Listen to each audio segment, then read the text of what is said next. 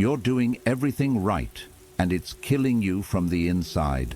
That's the paradox nobody prepared you for, the slow suffocation that comes from a life built on shoulds instead of truths. You climbed the ladder, you made the sacrifices, you became disciplined, responsible, admirable, and somewhere in all that becoming, you lost the feeling of being alive. Now you're standing in the center of a life that looks enviable to everyone else, and you can't shake this quiet devastation that whispers, "Is this really it?" This isn't ingratitude. This isn't weakness. This is what happens when you optimize your life for performance instead of presence, for achievement instead of aliveness, for looking good instead of feeling real. You've been so focused on building a life that others can respect that you forgot to build one you can actually inhabit. The Stoics knew this terror intimately. Marcus Aurelius wrote, "Nowhere can man find a quieter or more untroubled retreat than in his own soul." He wasn't celebrating his power, he was confessing his isolation. He understood that you can conquer the world and still lose yourself. That external magnificence means nothing if you're internally hollow. You feel empty because you've been living like a language you don't speak. Every day you translate yourself into what's acceptable, what's productive, what's impressive. But translation always loses something. And what you've lost is the raw, untranslated truth of who you actually are beneath all the performance. The world taught you that emptiness means you need more success, more love, more purpose, more discipline. But emptiness isn't absence, it's presence without permission. It's your soul's way of saying, "I'm still here, suffocating under all these layers you've built to protect me." The emptiness isn't the problem, it's the alarm. And you've been hitting snooze for years. This video isn't going to hand you another system to follow or another version of yourself to become. It's going to show you what you already know, but have been too afraid to face. Because the path out of emptiness doesn't go up or forward. It goes in. If this is already speaking to something real in your life, hit that like button. Leave a comment, even just a word or two about what emptiness feels like for you. Share this with someone who's suffocating in their own success. Subscribe, because we're going to keep having the conversations that matter, not the ones that comfort. And don't skip ahead. If you're done performing and ready to feel real again, type this below. I choose presence over perfection. Number 1. You feel empty because you've mistaken witnessing your life for living it. You've become a spectator in your own existence. You're watching yourself from a distance, narrating your experiences, curating your moments, but you're not actually inside them anymore. You take the photo instead of feeling the sunset. You think about how to describe the conversation instead of being moved by it. You're constantly one step removed, observing, analyzing, documenting, but not dissolving into the raw experience itself. This is the silent epidemic nobody names. We've trained ourselves to be our own audience. Every experience gets filtered through. How does this look? What does this mean? How would I explain this? Is this worth remembering? We've become so obsessed with capturing life that we've forgotten how to be captured by it. Marcus Aurelius wrote something that feels almost prophetic now. Confine yourself to the present. Not because the present is always pleasant, but because it's the only place where life actually happens. He understood that the mind's tendency is to drift, into memory, into planning, into judgment, into narrative. And when the mind drifts, you disappear. You become a ghost haunting your own body. The emptiness you feel is the natural consequence of never fully landing anywhere. You're physically here, but mentally everywhere else. You're eating without tasting, talking without connecting, moving without arriving. You've replaced direct experience with meta-experience, the experience of having experiences. and meta-experience is hollow. It's like reading a menu instead of eating the meal. Social media trained us for this. It taught us to live for the moment we can show others rather than the moment itself. But this goes deeper than phones. This is about a fundamental disconnection from immediate reality. You've learned to narrate your pain instead of feel it, to perform your joy instead of surrender to it, to think about your relationships instead of being vulnerable inside them. Here's what changed. You stopped trusting raw experience.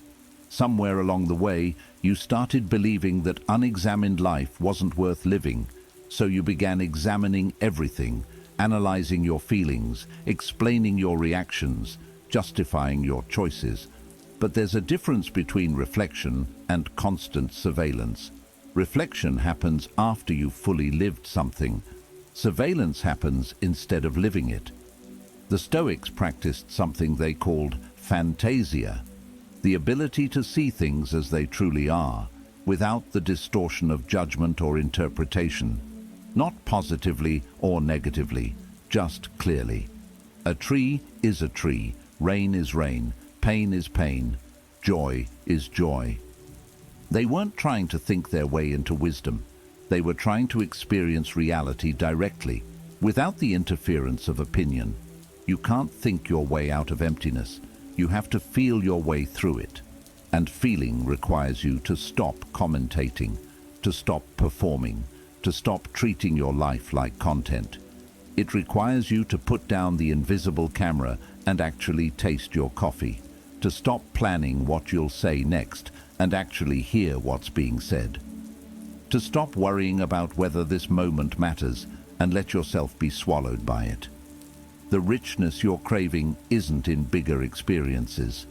It's in deeper presence. It's in the 5 seconds where you forget yourself completely, where you're not managing your image or controlling the narrative or protecting yourself from feeling too much, where you just exist, undefended, unnarrated, alive in a way that has no words. If you're ready to stop being a spectator in your own life, drop this. I will live inside my moments. Number 2. You feel empty because you've been optimizing yourself out of existence. You've turned yourself into a project, a problem to solve, a machine to upgrade. You track your habits, measure your progress, audit your weaknesses, and strategize your improvements. You've read the books, listened to the podcasts, implemented the frameworks. You've become efficient, productive, disciplined, and in all that relentless self-improvement, you've accidentally engineered the humanity right out of your own life. There's a violence in constant optimization that nobody talks about. It's the violence of never being enough as you are, of treating your natural rhythms like bugs that need fixing, of pathologizing rest, spontaneity, messiness, or any moment that doesn't serve a clear purpose. You've become so focused on becoming better that you've forgotten how to simply be. Seneca warned about this exact trap. The whole future lies in uncertainty. Live immediately. He wasn't advocating recklessness. He was pointing to a profound truth, that life isn't a problem waiting to be solved. It's a reality waiting to be experienced. When you're constantly in improvement mode, you're living in a perpetual state of inadequacy. You're always the before picture, never the full human being. The emptiness comes from self-abandonment.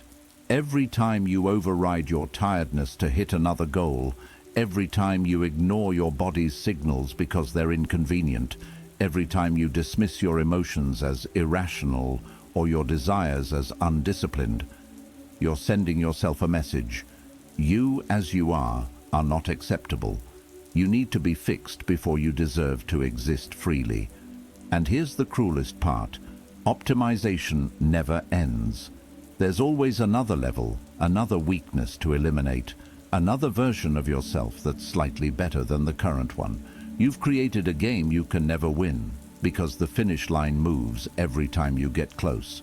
So you run faster, work harder, eliminate more, and the emptiness grows because you're running away from the only thing that could actually fill it, yourself.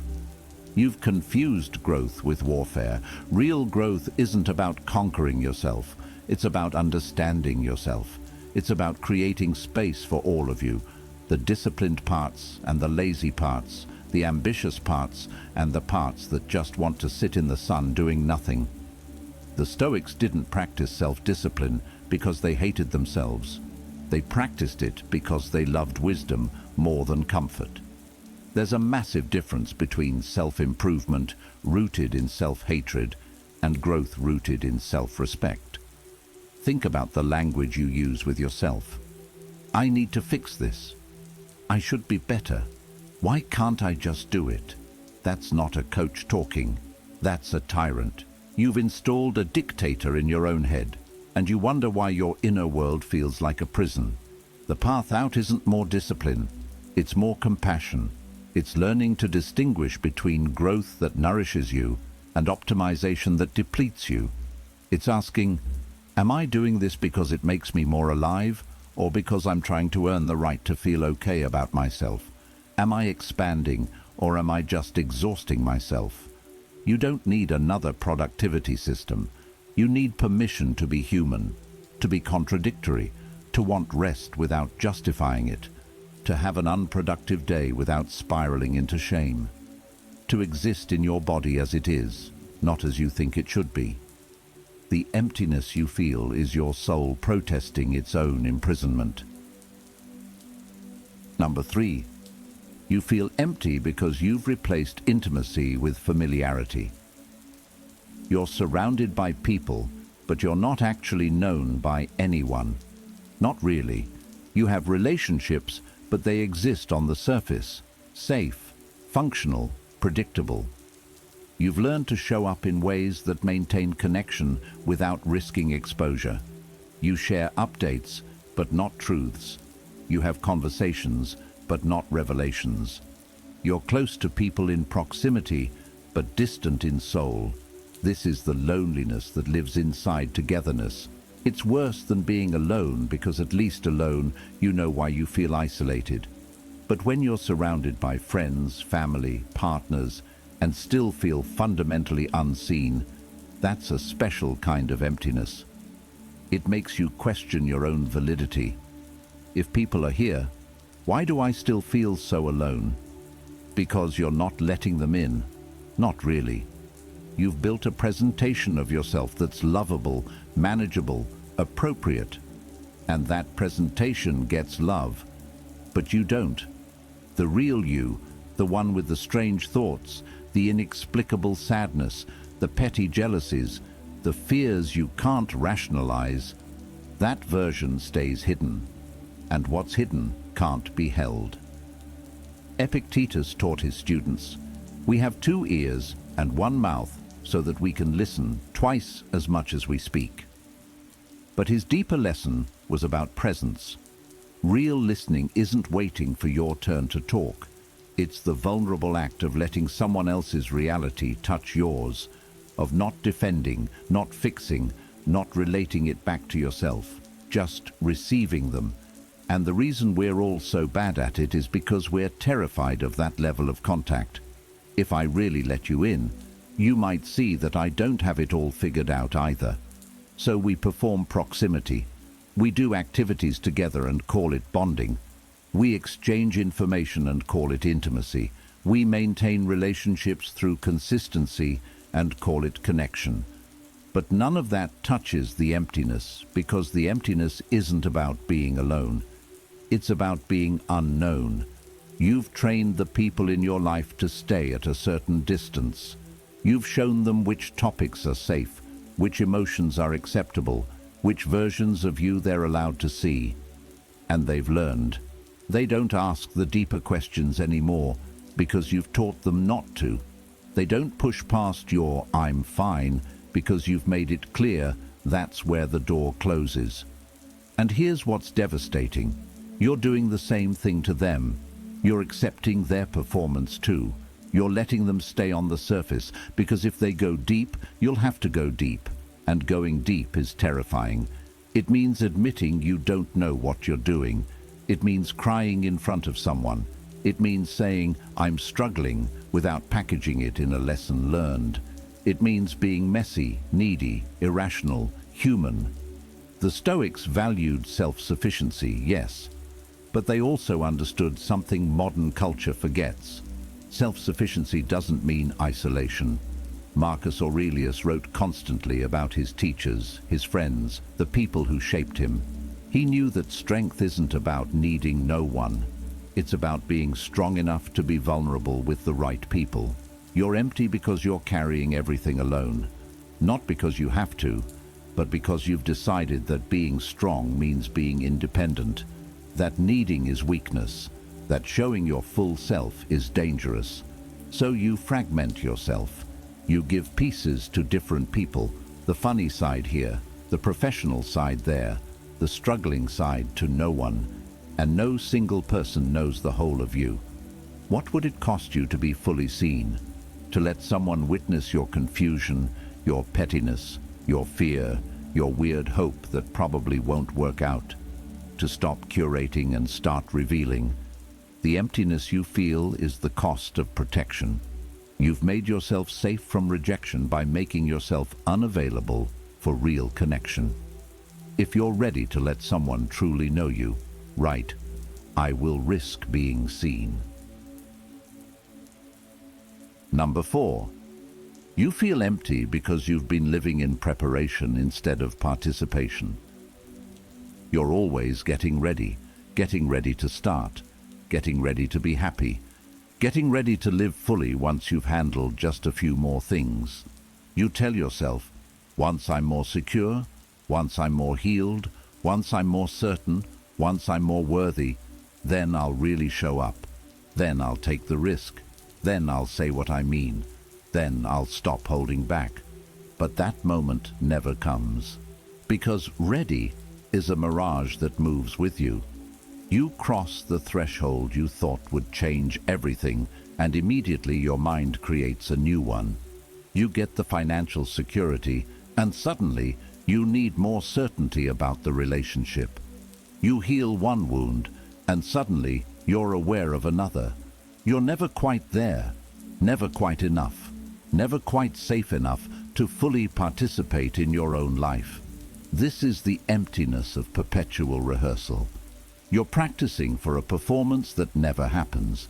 You're warming up for a game that's already in the fourth quarter. You're preparing to live while your actual life passes by unlived.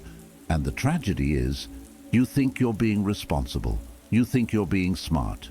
You think once you get everything in order, then you'll really begin. Seneca saw this clearly.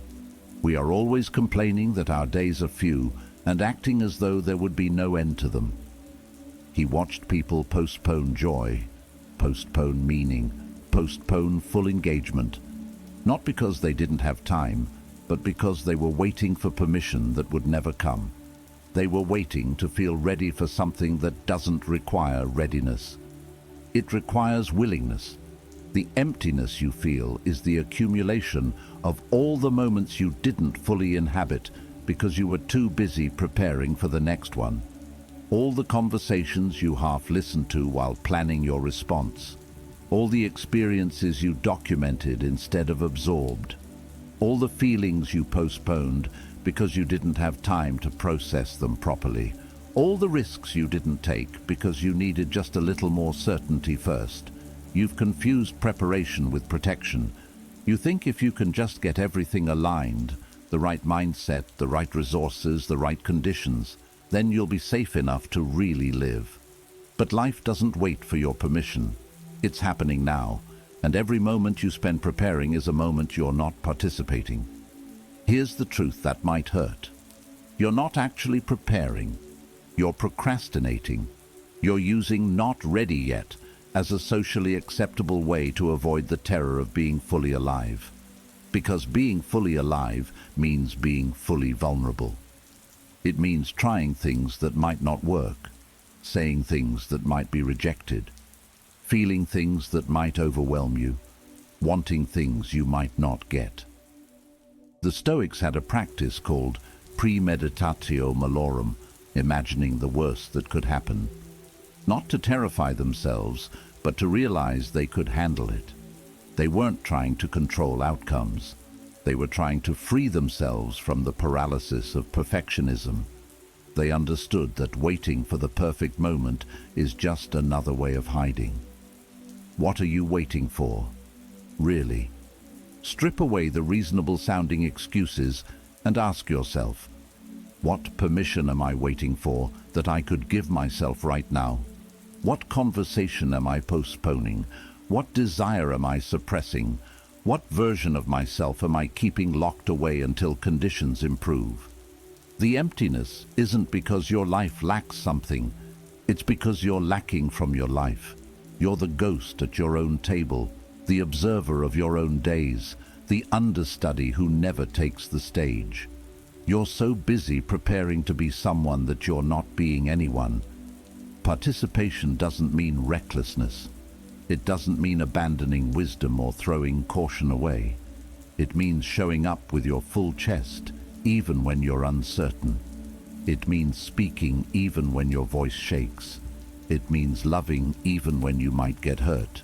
It means living like someone who knows they're going to die.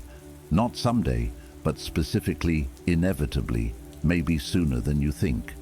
If you're done rehearsing and ready to show up, say, I participate in my life now.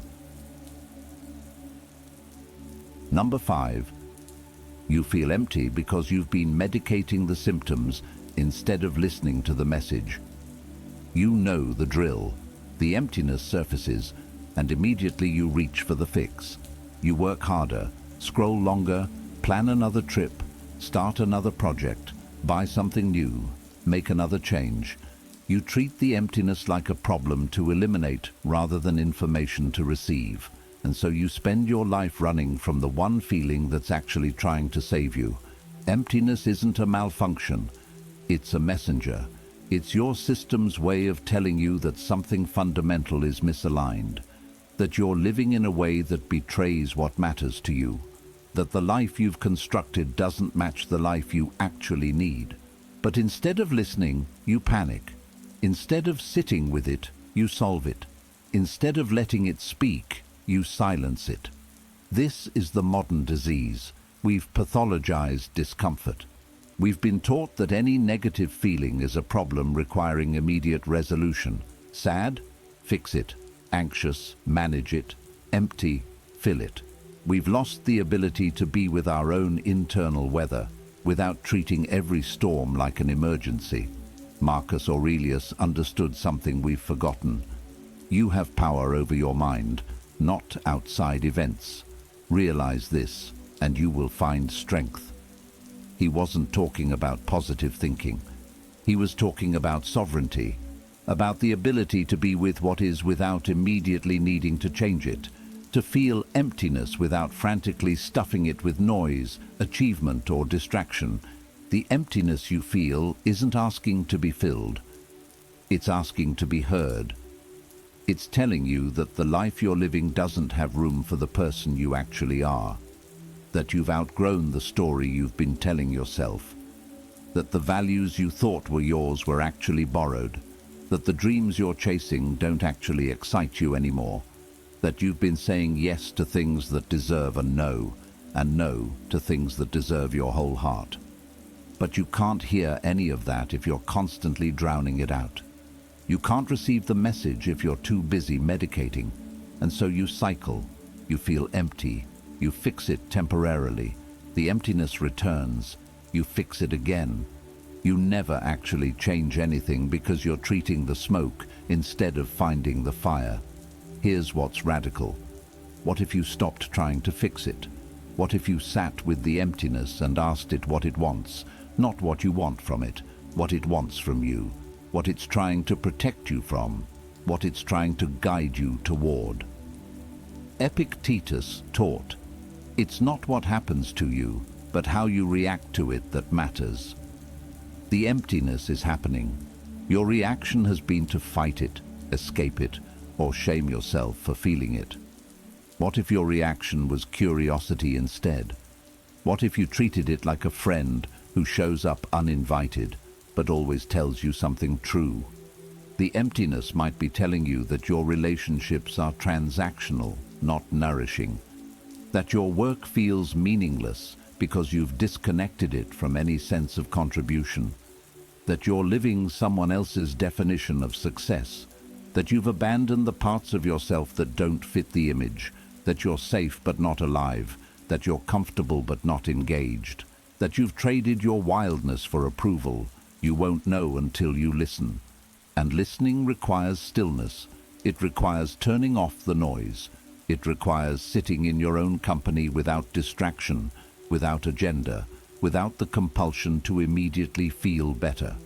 It requires trusting that the discomfort has intelligence, that your pain is not random, that emptiness is the space where transformation begins if you're brave enough not to fill it prematurely. The Stoics didn't pursue comfort. They pursued clarity. They knew that truth often arrives dressed as discomfort, that growth lives on the other side of what you'd rather not feel, that the path to peace isn't around the difficult emotions, it's through them. Stop medicating. Start listening. The emptiness you've been running from might be the only thing honest enough to tell you what your life is actually missing. If you're finally ready to listen to what your emptiness is telling you, type, "I trust what I feel." So here you are, still empty maybe, but differently empty now, because now you know the emptiness isn't your enemy. It's not evidence that you're broken or ungrateful or doing life wrong. It's evidence that you're alive enough to notice when something essential is missing, that your soul hasn't given up on you yet, that underneath all the performance and preparation and protection, there's still something in you that refuses to settle for a life that looks right but feels hollow. The emptiness you feel in the middle of your perfect life is your truth trying to break through. It's the part of you that knows you're capable of more than going through motions, more than performing, more than surviving in comfort. It's calling you back to presence, to intimacy, to participation, to the raw, unmedicated experience of being human. You don't fix this overnight. You don't fix it at all, really. You listen to it. You honor it.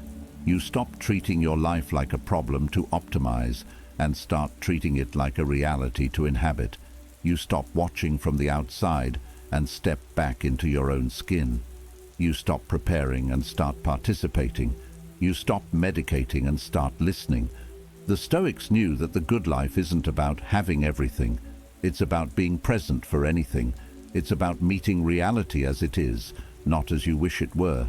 It's about finding freedom not in perfect circumstances, but in how you show up to imperfect ones.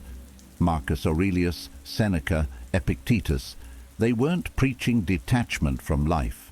They were teaching full engagement with it, minus the delusion that you can control outcomes. Your emptiness is asking you to come home, to yourself, to this moment, to the life you're actually living instead of the one you're endlessly preparing for. It's asking you to be known, not just impressive, to be present, not just productive, to be human, not just optimized. And maybe that terrifies you. Maybe the thought of being that real, that vulnerable, that undefended feels like too much. But consider this. The alternative is what you've been doing, and it's left you here, reading this, looking for something that will finally make sense of the ache. You already know what needs to change. The emptiness has been telling you all along. The question is, are you finally ready to listen? If this video touched something real in you, hit that like button. Leave a comment below. Tell me which part hit hardest, or just tell me you're here, trying. Share this with someone who needs to know they're not alone in feeling this way. And subscribe, because we're going to keep going deeper into what it means to be alive, not just successful. If this reached you where it matters, leave this below. I am alive, and that's enough.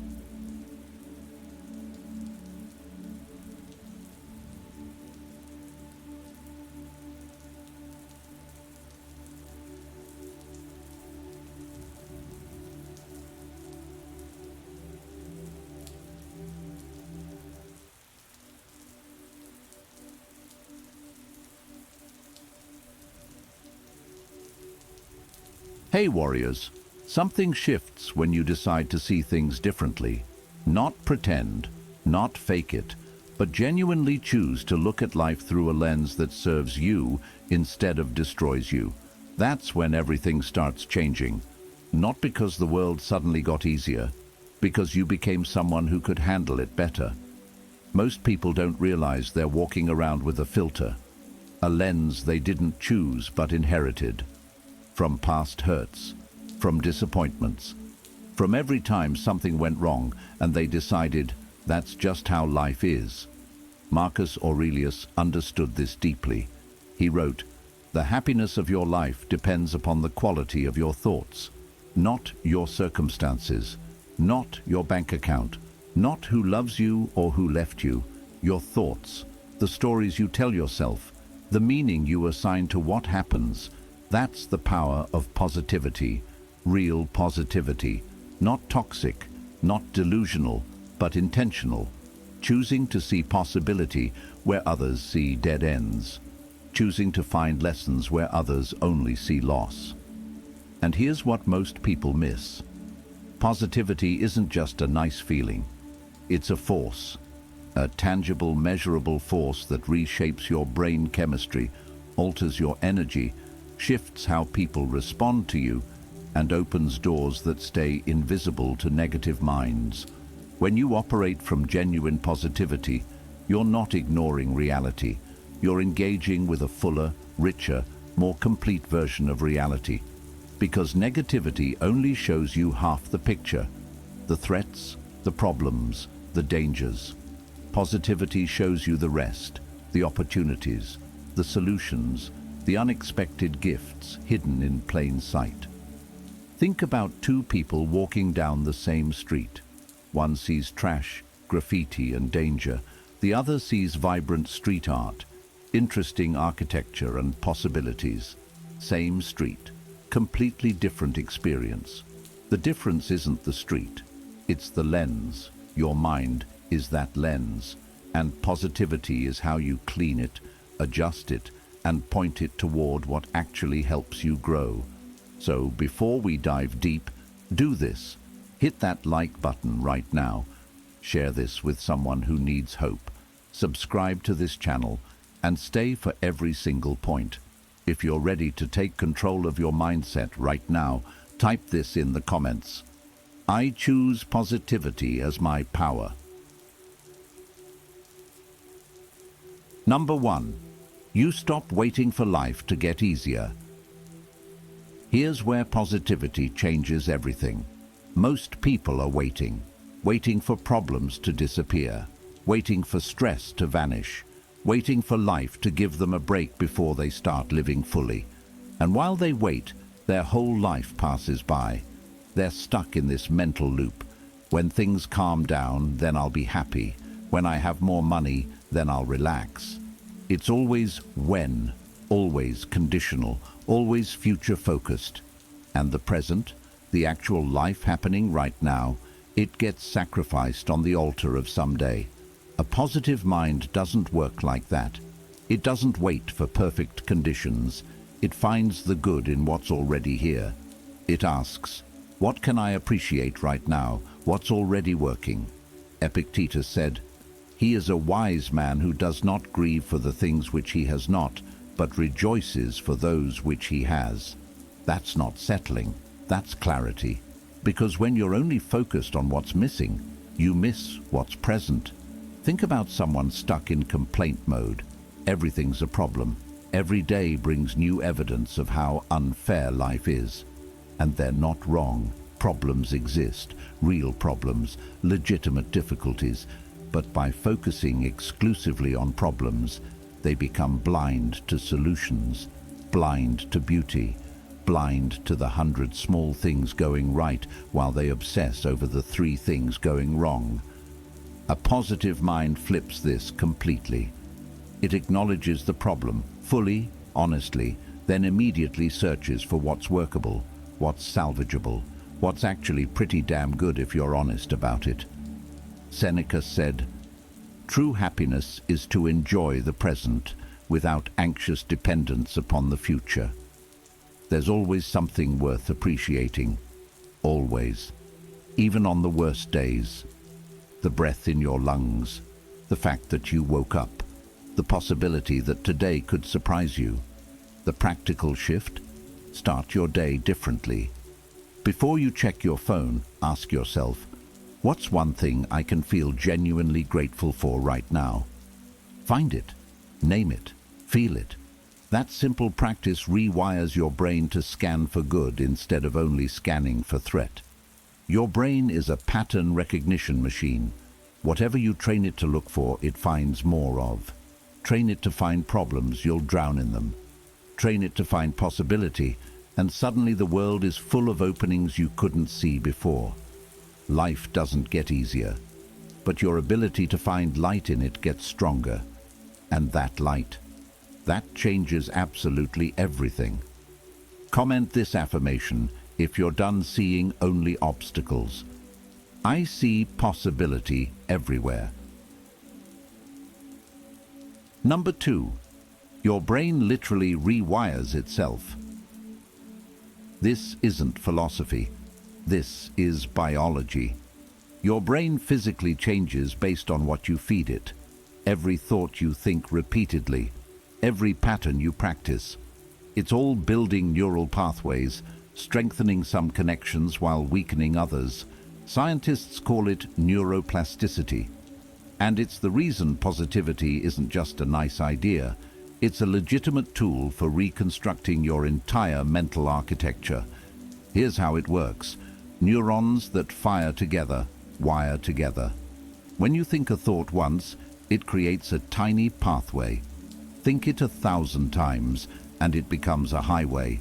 Automatic, effortless, default. That's why negativity feels so natural to some people. Not because they're broken, because they've been practicing it so long it became their brain's preferred route. But here's the incredible part. That same mechanism works in reverse. Marcus Aurelius wrote, "The soul becomes dyed with the color of its thoughts." When you practice positivity, real, intentional positivity, you're literally dyeing your soul a different color.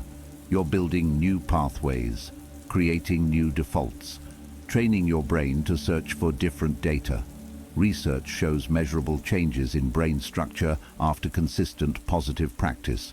The prefrontal cortex, the part responsible for decision-making, gets stronger. The amygdala, the fear center, becomes less reactive. Seneca said, "We suffer more often in imagination than in reality." That's the negative brain at work. It takes one problem and extrapolates it into catastrophe. One mistake becomes, "I'm a failure." One rejection becomes, "I'll always be alone." But those aren't facts. Those are stories. Stories created by a brain that's been trained to expect the worst. A positive brain tells different stories. It sees one mistake and thinks, "I'm learning." One rejection and thinks, "That wasn't my path." The practical application. Start interrupting your automatic negative thoughts. Catch them and ask, "Is this actually true? What's another interpretation?" That pause, that moment of questioning, is where the rewiring happens. Every time you choose a different thought, you're weakening the old pathway and building a new one. Epictetus said, "No thing is terrible except for the mind making it so." Train your brain to assign empowering meanings, to look for the good, to find the lesson, to see the possibility, because when your brain changes, your life changes. Not someday, immediately. Let me see this affirmation in the comments if you're committed to changing your brain. I'm rewiring my mind daily. Number 3. Your body knows when your mind is suffering. Your body isn't separate from your mind. It's listening, always. Every negative thought you have creates a chemical reaction, and your body, your heart, your gut, your immune system responds accordingly. When you operate from chronic negativity, your body lives in a state of stress, even when there's no real threat, even when you're physically safe. Your mind tells the story of danger, and your body believes it. Cortisol floods your system. Your heart rate elevates. Your muscles tense. Your immune system weakens. Not because something's actually attacking you, because your thoughts convinced your body something might. Marcus Aurelius understood this connection. He wrote, "If you are distressed by anything external, the pain is not due to the thing itself, but to your estimate of it, and this you have the power to revoke at any moment." Your estimate, your interpretation, your mental story. That's what's creating the physical response. Think about two people stuck in traffic.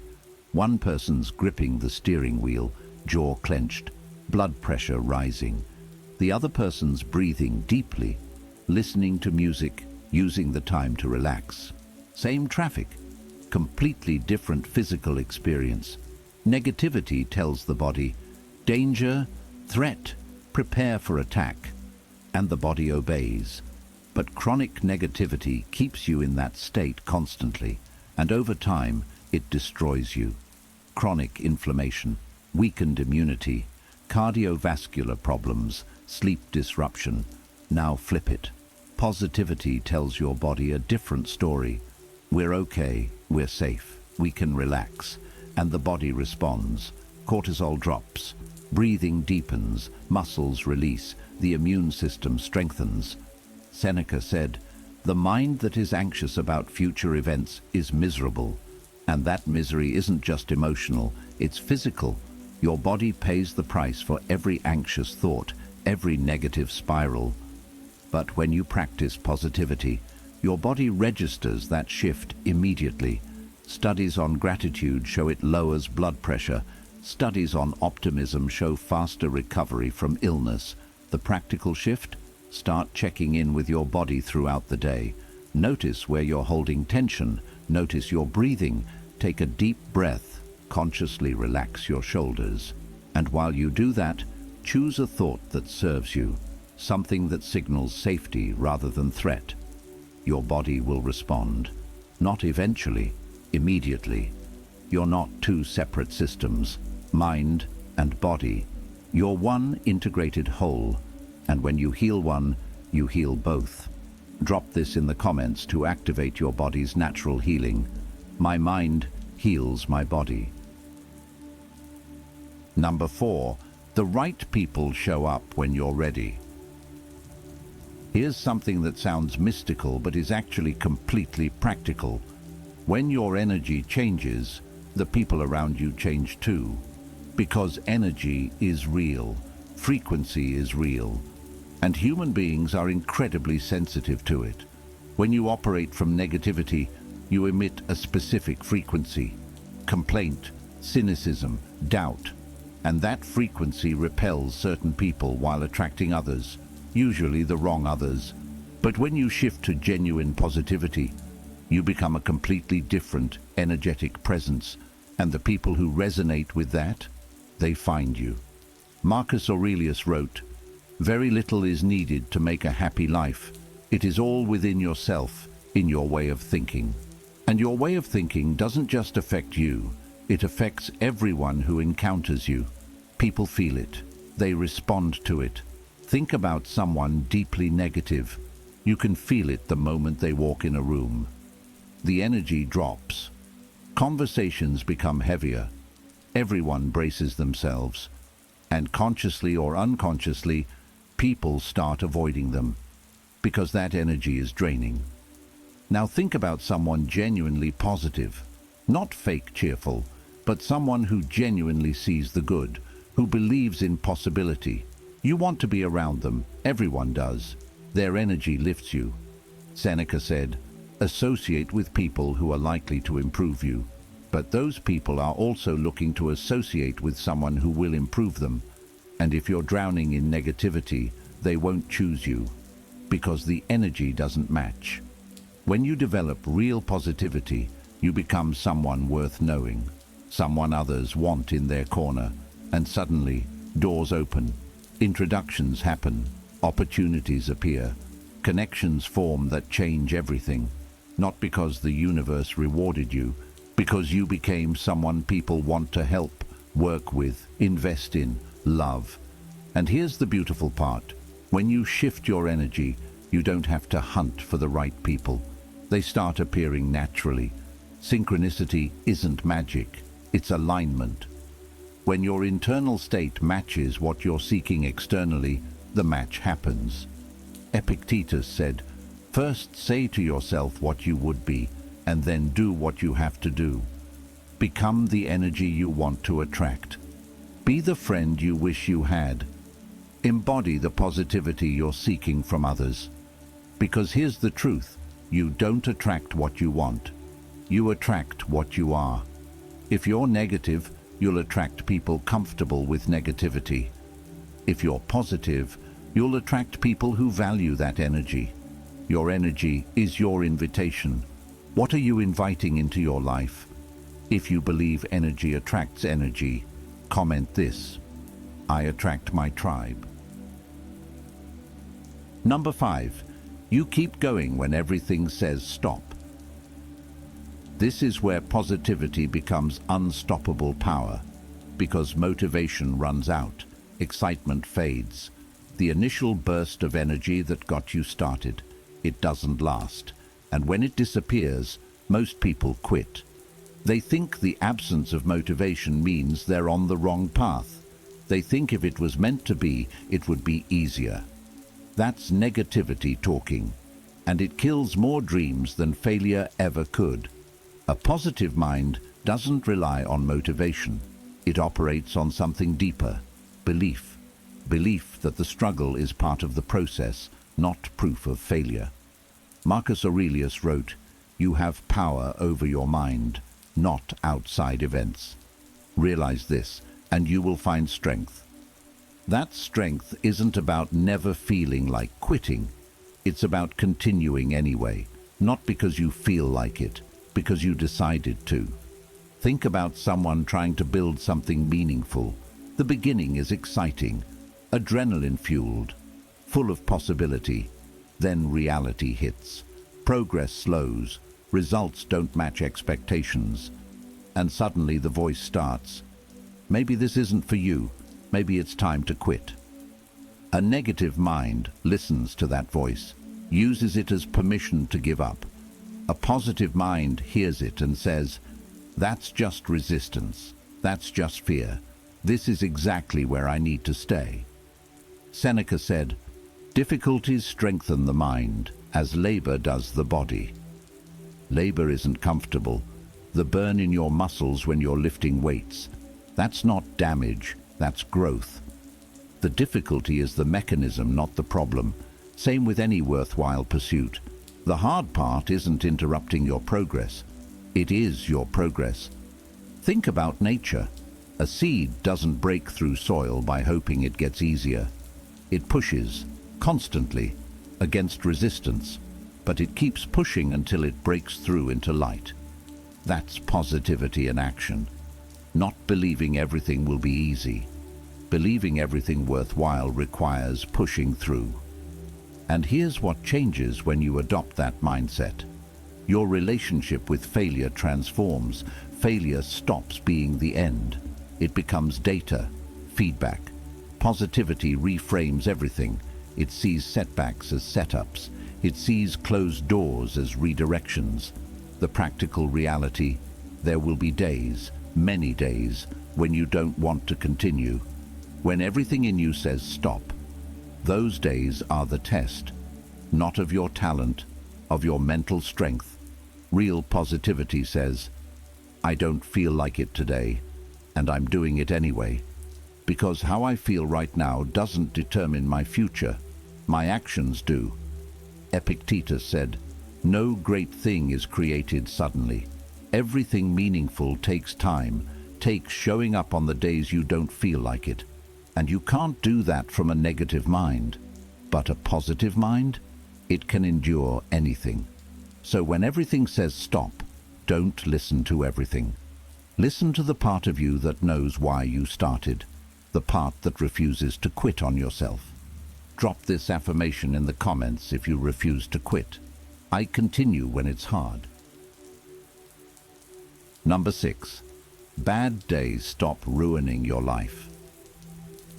Here's where positivity becomes practical survival skill. Because bad days are guaranteed. They're part of the deal, part of being human. But here's what changes with a positive mind. One bad day stops becoming a bad week. One bad moment stops contaminating the entire day. Most people don't suffer from the actual problem. They suffer from the story they build around the problem. The event was small. The story made it catastrophic. Marcus Aurelius wrote, "Today I escaped anxiety." Or no, I discarded it because it was within me, in my own perceptions, not outside. The anxiety wasn't in the situation. It was in how he interpreted the situation. And the moment he realized that, he had power over it. That's what positivity does. It creates boundaries around difficulty. It says, this thing happened. It's not great, but it's also not everything. Not denial, containment, keeping the fire from spreading. Think about two people who both get rejected for a job. Same rejection, same disappointment. But watch what happens next. One person spirals. I'm never going to find anything. I'm not good enough. By evening, they're questioning their entire career path. The rejection became an identity crisis. The other person feels the disappointment, fully, honestly, then says, that one wasn't for me. What's next? By evening, they've applied to 3 more positions, same event, completely different outcome. One mind catastrophized, the other contained. Seneca said, "We suffer more often in imagination than in reality." The actual bad thing that happened, usually manageable. The story you tell yourself about what it means, that's where the real suffering lives. Positivity trains you to separate facts from interpretation. Fact, the tire is flat. Interpretation, this is annoying but solvable. And here's what's crucial. A positive mind doesn't skip the feeling. It feels the feeling fully. Then it asks, what now? Because there's always a what now, always a next step, always a way forward. Epictetus said, it's not what happens to you, but how you react to it that matters. Your reaction is your power, and positivity gives you access to better reactions. The practical application: when something goes wrong, and it will, give yourself a time limit on the spiral. Feel what you need to feel, but then draw a line. Okay, I've acknowledged this sucks. Now what's my move? That boundary is everything. It's the difference between a bad moment and a bad life. Bad days are weather. They come, they pass. They're temporary unless you decide to live in them permanently. You can feel disappointed without becoming a disappointment. You can experience failure without identifying as a failure. Separate the event from the identity. That's the skill. Number 7. Doors open that you didn't even know existed. This is where positivity becomes almost magical, because it's not actually magic, it's perception. When your mind shifts to genuine positivity, you start seeing things that were always there. Opportunities you walked past 1,000 times suddenly become visible. The world didn't change. Your ability to perceive it did. There's this thing in psychology called the reticular activating system, your brain's filter for what information gets through and what gets ignored. Buy a red car, suddenly red cars are everywhere. Your brain isn't creating these things, it's finally showing them to you. When you operate from negativity, your filter is set to threats, problems, and limitations. You walk through a world full of possibility and see only obstacles. But when positivity becomes your operating system, the filter recalibrates. Suddenly, you notice the conversation that could lead somewhere, the resource that was always available. Seneca wrote, "Luck is what happens when preparation meets opportunity." But here's the thing about opportunity. It's always around you. always. The question is whether you're calibrated to see it. Negative minds miss opportunities because they're too focused on what's wrong to notice what's possible. Positive minds see both. They acknowledge the closed door, but they're also actively looking for the window. Marcus Aurelius said, "The impediment to action advances action. What stands in the way becomes the way." When you're positive, obstacles stop being endpoints. They become redirections, and movement creates options. Stagnation creates none. Here's what's wild. The doors that open from positivity are often doors you didn't even know to look for. That's you being open and available to possibility. That's you saying yes when negativity would have said no. Epictetus taught, "Make the best use of what is in your power and take the rest as it happens." Because positivity doesn't create opportunity out of nothing, it reveals opportunity that was always there. The practical shift. Start asking better questions. Not, "Why isn't anything working?" but, "What am I not seeing yet?" Questions direct attention, and attention creates reality. The doors were always there. You just trained yourself to only see walls. Positivity opens your eyes. Number 8. You stop drowning in "Why me?" This question destroys more potential than almost anything else. Why me? It sounds like you're searching for answers, but you're not. You're digging a grave. And every time you ask, "Why me?" you sink deeper into victimhood. A positive mind asks completely different questions. Not, "Why me?" but "What now?" Not, "Why is this happening?" but "What can I do with this?" Epictetus said, "It's not what happens to you, but how you react to it that matters." You don't control the storm. You control whether you let it drown you or teach you to swim. When you're stuck in "Why me?" you're stuck in the past, replaying it, resenting it, and while you're there, life keeps moving. Here's the brutal truth. Hard things happen to everyone. Pain is universal. You're not being singled out by the universe. You're just human. But when you develop genuine positivity, you stop asking why and start asking how. How do I move through this? How do I grow from this? Marcus Aurelius wrote, "Choose not to be harmed, and you won't feel harmed. Don't feel harmed, and you haven't been." That's not denying that bad things happened. That's refusing to let bad things define you. Think about two people who both experience betrayal. Same pain. But watch what happens over the next year. One person is still talking about it, still bitter. The betrayal became their identity. The other person felt it fully, then asked, "What do I learn from this? How do I heal and move forward?" The betrayal became a chapter, not the whole book. Same event, completely different lives. One stayed in "Why me?" The other moved to "What now?" Seneca said, "We are more often frightened than hurt, and we suffer more in imagination than in reality." The "why me" spiral is suffering in imagination. It's creating a story where you're the perpetual victim. Positivity interrupts that story. It says, "This happened, it hurts, and it doesn't have to mean I'm cursed." The practical shift? Catch yourself when "why me" starts forming. Interrupt it immediately. Nope, not going there. What's my move? Because victimhood removes your power. Completely. Positivity returns your power. It says, "I can't control what happened, but I absolutely control what I do next." Epictetus also taught, "There is only one way to happiness, and that is to cease worrying about things which are beyond the power of our will." Because "why me?" is a question with no good answer. But what now?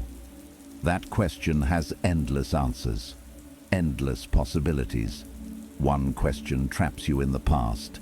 The other launches you into the future. Type this in the comments and reclaim your power. I control my response. Number 9. People remember how you made them feel. Here's something that changes everything. People forget your words, they forget your accomplishments, but they never forget how you made them feel. That feeling, that emotional residue you leave behind, that's your real impact. And it's determined entirely by the energy you carry. When you walk into a room, people feel something. Before you speak, your energy announces you.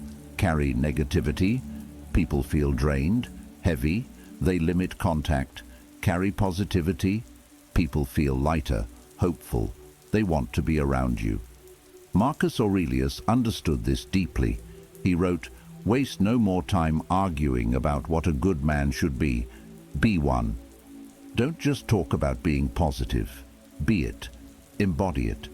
And when you do that consistently, you become someone people want in their life. Not because you're perfect, because you make life feel more manageable. Think about the people who've impacted you most, probably because of how they made you feel in small moments. They listened when you needed it. They believed in you. That's the power of positive energy. It creates space for others to breathe. Seneca said, "Wherever there is a human being, there is an opportunity for kindness." Positivity recognizes those opportunities. Negativity misses them entirely. And here's the ripple effect. When you make someone feel valued, they pass it on. They treat the next person better.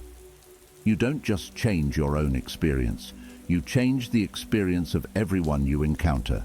Epictetus taught, "If you wish to be loved, love. If you want positivity in your life, be positive." The energy you give is the energy you attract. But it has to be genuine. People can sense performance. Real positivity comes from a mind that's done the work. The practical application: start noticing your effect on others. Do people relax around you or tense up? Because your energy is your signature. It's what lingers after you leave the room. Marcus Aurelius also said, "Dwell on the beauty of life. Watch the stars and see yourself running with them." That sense of wonder, that's what positive people carry, and it's contagious. Your vibe is your legacy. Long after people forget what you said, they'll remember how you made them feel. Number 10. Life gets good when you stop waiting for perfect. Here's the final truth that ties everything together. Life doesn't get good when everything aligns. Life gets good when you stop requiring it to. Perfection is the enemy of living. It's the reason people don't start. They're waiting for the perfect moment. And while they wait, years disappear. Marcus Aurelius wrote, "Perfection of character is this, to live each day as if it were your last, without frenzy, without apathy, without pretense." Not perfection of circumstance, perfection of character, living fully with what is. Perfectionism isn't about excellence, it's about fear. It's a shield. Seneca said, "It is not because things are difficult that we do not dare. It is because we do not dare that they are difficult." The difficulty isn't in the thing itself, it's in your hesitation. A positive mind understands this. It knows that messy action beats perfect inaction every single time. Think about every major breakthrough in history. None of it was perfect. It was rough, flawed, incomplete, but it existed. Potential is just a fancy word for nothing yet. Action, even imperfect action, changes everything. When you stop waiting for perfect, you start living. You have the conversation even though you don't have all the answers. And here's the magic. The act of starting creates momentum. The act of trying creates learning. Perfect keeps you safe, but it also keeps you small. It keeps you stuck. Epictetus taught, "First say to yourself what you would be, and then do what you have to do." Not do what you have to do perfectly. Just do what you have to do, imperfectly, messily, but do it. Because life isn't happening in some perfect future version. It's happening right now, this moment. And when you embrace that, when you genuinely accept that nothing will ever be perfect, and that's exactly why it's worth doing, everything opens up. You stop editing your life before you live it. You stop performing and start existing. And that's when life gets good. Not perfect. Good. Real. Meaningful. Alive. Marcus Aurelius also wrote, "Confine yourself to the present. Not the perfect future you're imagining. The present. This imperfect, messy, beautiful present. And in this moment, you can choose. You can choose to take one imperfect step." Real courage isn't the absence of fear. It's moving despite fear. Real strength isn't perfection. It's trying despite imperfection. The practical shift? Do one thing today that you've been putting off until it could be perfect. Whatever it is, do it imperfectly. Do it scared. Do it messy. Just do it. Because perfect never comes. But good enough changes everything. Seneca said, "As is a tale, so is life. Not how long it is, but how good it is what matters." And good doesn't mean perfect. Good means lived, fully, courageously. Life gets good when you stop waiting for perfect and start embracing real. So stop waiting. Start now, imperfectly, positively, courageously. That's when life gets good. So here we are. You've just walked through 10 ways positivity, real, genuine, intentional positivity, changes absolutely everything. You learned that it stops you from waiting for perfect conditions, that it rewires your brain, that it heals your body, that it attracts the right people, that it gives you strength to continue. You learned that it contains bad days, that it opens your eyes to opportunities, that it pulls you out of victimhood, that it makes you someone people remember fondly, and that it frees you from perfectionism. That's not theory. That's a complete roadmap for transforming your life from the inside out. And none of this requires you to be perfect at it. The goal is progress. Small, consistent, intentional progress. You don't control the world, but you absolutely control your response, your interpretation, your choice of lens. And that choice, that's your superpower. So start using it. Today, right now, choose to see one thing differently. Choose to take one step forward instead of staying stuck. And if you do that consistently, if you commit to positivity as a practice, everything changes. Your relationships deepen, your opportunities multiply, your health improves, your entire experience of being alive transforms. Not because life suddenly became perfect, because you became powerful. Before you go, share this video with someone who needs this message. And subscribe to this channel. Your life is waiting. Not someday, not when things get easier. Right now, this moment. The power of positivity isn't about denying reality. It's about engaging with reality from a place of strength instead of fear. That power is yours. It always has been. You just have to choose to use it. Seal your commitment by dropping this final affirmation below. Positivity is my power. Now go be that power. Go live that truth. Your strongest, most alive, most powerful life is waiting. Not in some distant future. Right here, right now. Go live it.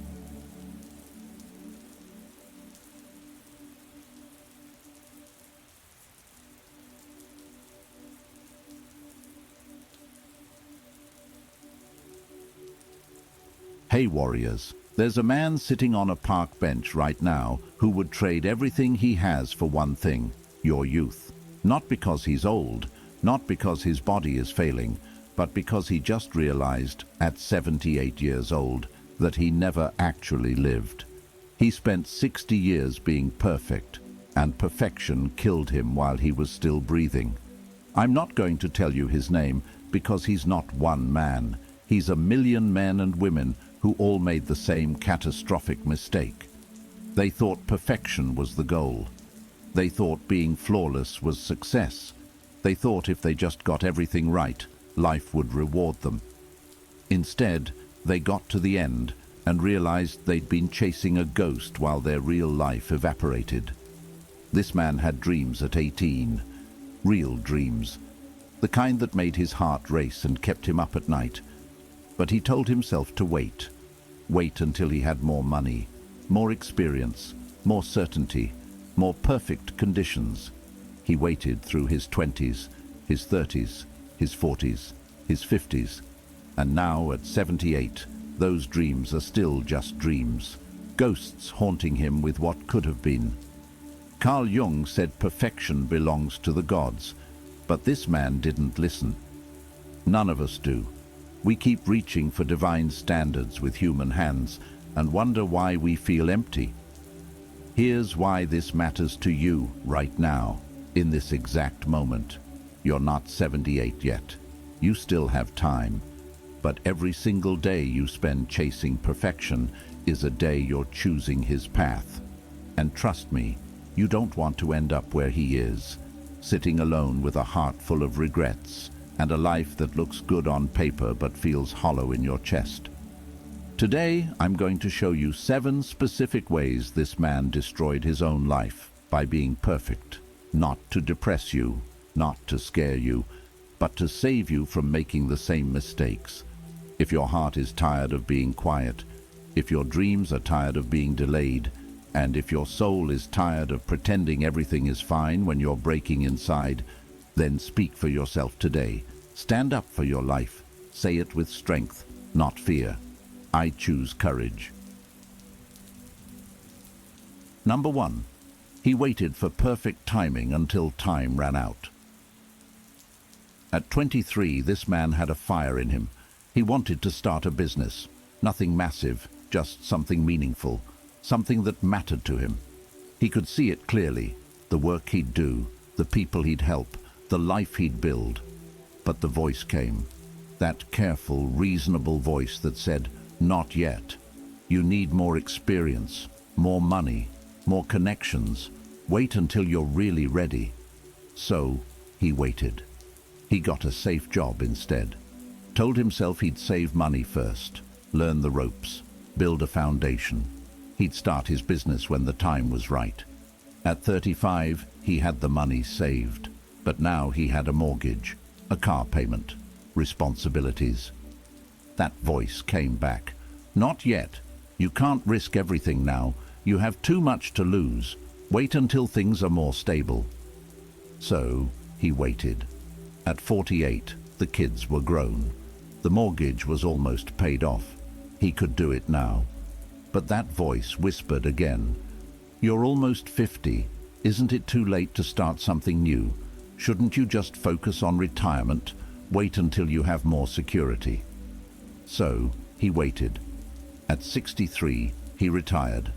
Finally, had all the time in the world. But his body was tired. His energy was gone.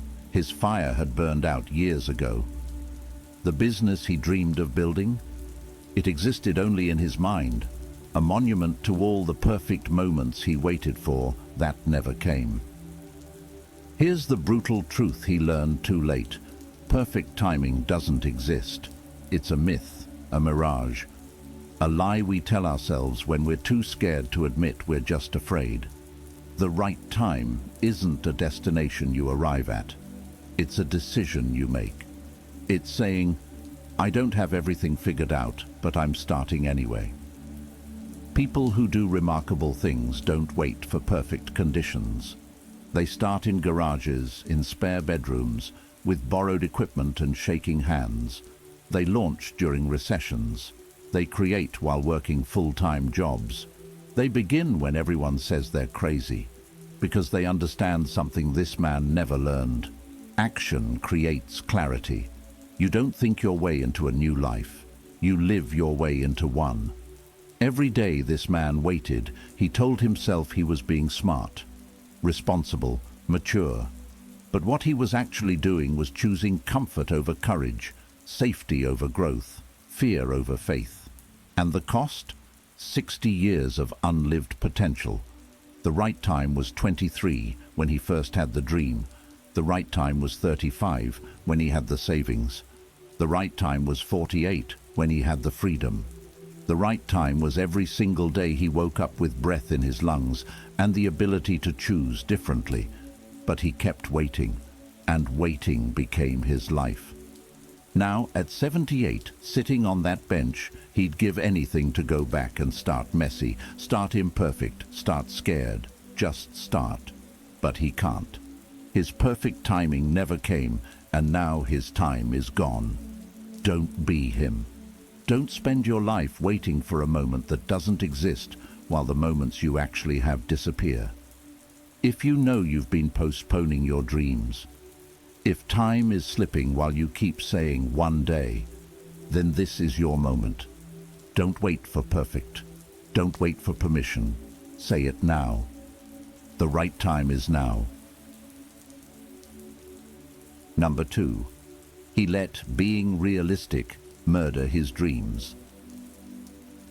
This man became an expert at killing his own dreams with logic. At 29, he wanted to take a year off to travel, to see the world beyond his small town, to experience life outside the routine he'd already fallen into. But the realistic voice came, you can't just abandon your career. What about your savings? What about stability? People who do that end up broke and desperate. Be realistic. So he stayed, told himself he'd travel later, when he could afford it properly, when it made financial sense. He never went. At 37, an opportunity came to join a startup with people he admired. The work was meaningful, the mission excited him, but the pay was less, and the risk was real. The realistic voice said, you have bills, responsibilities, a family. You can't just chase dreams like a child. Be realistic. So he stayed in the safe job, the one that paid well but hollowed him out a little more each year. At 51, he met someone who made him feel alive again, someone who saw him for who he really was, not just the role he played. But he'd been alone so long, built such thick walls. The realistic voice whispered, you're too old for this. What if it doesn't work out? What if you get hurt? What if people think you're foolish? Be realistic. So he said nothing. She slipped away, and he spent the next 27 years wondering what might have been if he'd been brave enough to try. Here's what this man never understood. Being realistic wasn't wisdom. It was fear in a business suit. It was cowardice making reasonable-sounding arguments for a small, safe life. Every time he chose realistic, he was really just choosing scared. The psychologist Abraham Maslow said, we can choose safety or growth, and growth must be chosen again and again. But this man always chose safety. He called it being realistic, being responsible, being smart. But what he was actually being was afraid, and he let that fear steal 60 years of possibility. Think about the word realistic for a second. Who decides what's realistic? Who wrote the rule that protecting yourself from failure is more important than pursuing what makes you feel alive? Who determined that realistic means settling for less than what you actually want? Because here's what's actually realistic. You're going to die. That's realistic. You have one life, and it's already half over or more. And every year you spend playing it safe is a year you'll never get back. That's realistic. The biggest risk isn't trying and failing. It's living so carefully that you never really live at all. That's realistic too. This man protected himself right into a life of quiet desperation. He avoided failure so successfully that he also avoided success, joy, adventure, love, meaning, purpose, everything that makes life worth living. He was so busy being realistic about what could go wrong that he never discovered what could go spectacularly right. At 78, looking back, you know what he realizes. Every single thing he called realistic was just an excuse. The travel, he could have done it. The startup, it might have changed his life. The woman, she was the one. But he chose the comfort of his fears over the uncertainty of his dreams, and he called it wisdom. Real wisdom isn't avoiding all risk. Real wisdom is understanding that the biggest risk is living a life so safe, so small, so realistic, that you forget you were born capable of remarkable things. Real wisdom is knowing you're going to die someday. And the question isn't whether you'll make mistakes, it's whether you'll make them while truly living or while hiding behind excuses. Don't let fear dress up as realism and steal your life. Don't let the scared part of you make all your decisions and call it being responsible. Be realistic about what really matters. You have one shot at this, one life. And spending it being realistic about why you can't pursue what you actually want is the most unrealistic, impractical, wasteful thing you could possibly do. If you feel the weight of years lost, if you know fear has been masquerading as wisdom in your own life, then let this be the moment you refuse to let excuses rule you any longer. Don't wait for the perfect reason. Don't wait for someone else's permission. Say it now. Fear is not wisdom. Number 3. He sacrificed his soul for others' approval. At 41, this man finally decided to try something he'd always loved. He signed up for a painting class. He'd spent his whole life in museums feeling something stir in his chest, something that whispered, you could create too. It took him decades to get the courage to actually try. The first class was in 3 days. He mentioned it at work during lunch, just casually, trying to hide how excited he was. His colleagues laughed, not mean laughs, just dismissive ones, the kind that say, "That's cute, but come on, be serious." One said, "Painting? At your age? Isn't that kind of, I don't know, impractical?" Another added, "My kid does that in elementary school." And just like that, something inside him died. He cancelled the class that afternoon, never tried again, never picked up a brush, lived another 37 years without discovering if those whispers in the museum were telling him something true about himself. Because 3 people whose opinions shouldn't have mattered more than his next breath told him his dream was silly. This is how this man lived his entire life. He chose his career because his father said it was respectable. He stayed in his hometown because his mother said leaving would be selfish. He dressed a certain way, spoke a certain way, lived a certain way, all carefully calibrated to meet the expectations of people who weren't even paying attention. And here's the cruelest part. Those people didn't care. They offered their opinions casually, thoughtlessly, and moved on with their lives while he spent decades living according to their throwaway comments. They weren't malicious. They just didn't understand that their casual words were building the prison he'd live in forever. Think about how insane this is. You get one life, one miraculous, temporary, impossible life, and you're letting people who won't even remember these conversations determine how you spend it.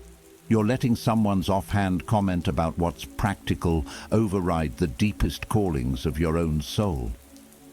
The opinions that held this man back weren't from people who'd achieved what he wanted to achieve. They weren't from people living the lives he wanted to live. They were from people just as stuck, just as scared, just as trapped as he was. And he let them define his possibilities. James Baldwin said, "When you stop letting others define your reality, you become dangerous to the systems keeping you small." But this man was never dangerous. He was obedient, compliant, acceptable. He spent 60 years being everyone's version of good and no one's version of authentic. He was a good employee, a dutiful son, a respectable member of society, and a complete stranger to himself. He followed every rule, met every expectation, earned every approval, and ended up with a life that looked good on paper but felt empty in his chest. At 78, you know what haunts him most? Not the colleagues who laughed at painting. They don't even remember that lunch. not the father who pushed him into the wrong career. He died 20 years ago, not the mother who guilted him into staying. She never even knew what she took from him. What haunts him is himself. The fact that he gave them the power. The fact that he chose their approval over his own dreams. The fact that he spent 60 years asking permission from people who had no right to grant it. Your dreams don't need anyone else's permission. Your life doesn't require committee approval. The only person who has to live with your choices is you. And when you're 78, the opinions of that colleague, that family member, that friend who called you impractical, none of it will matter.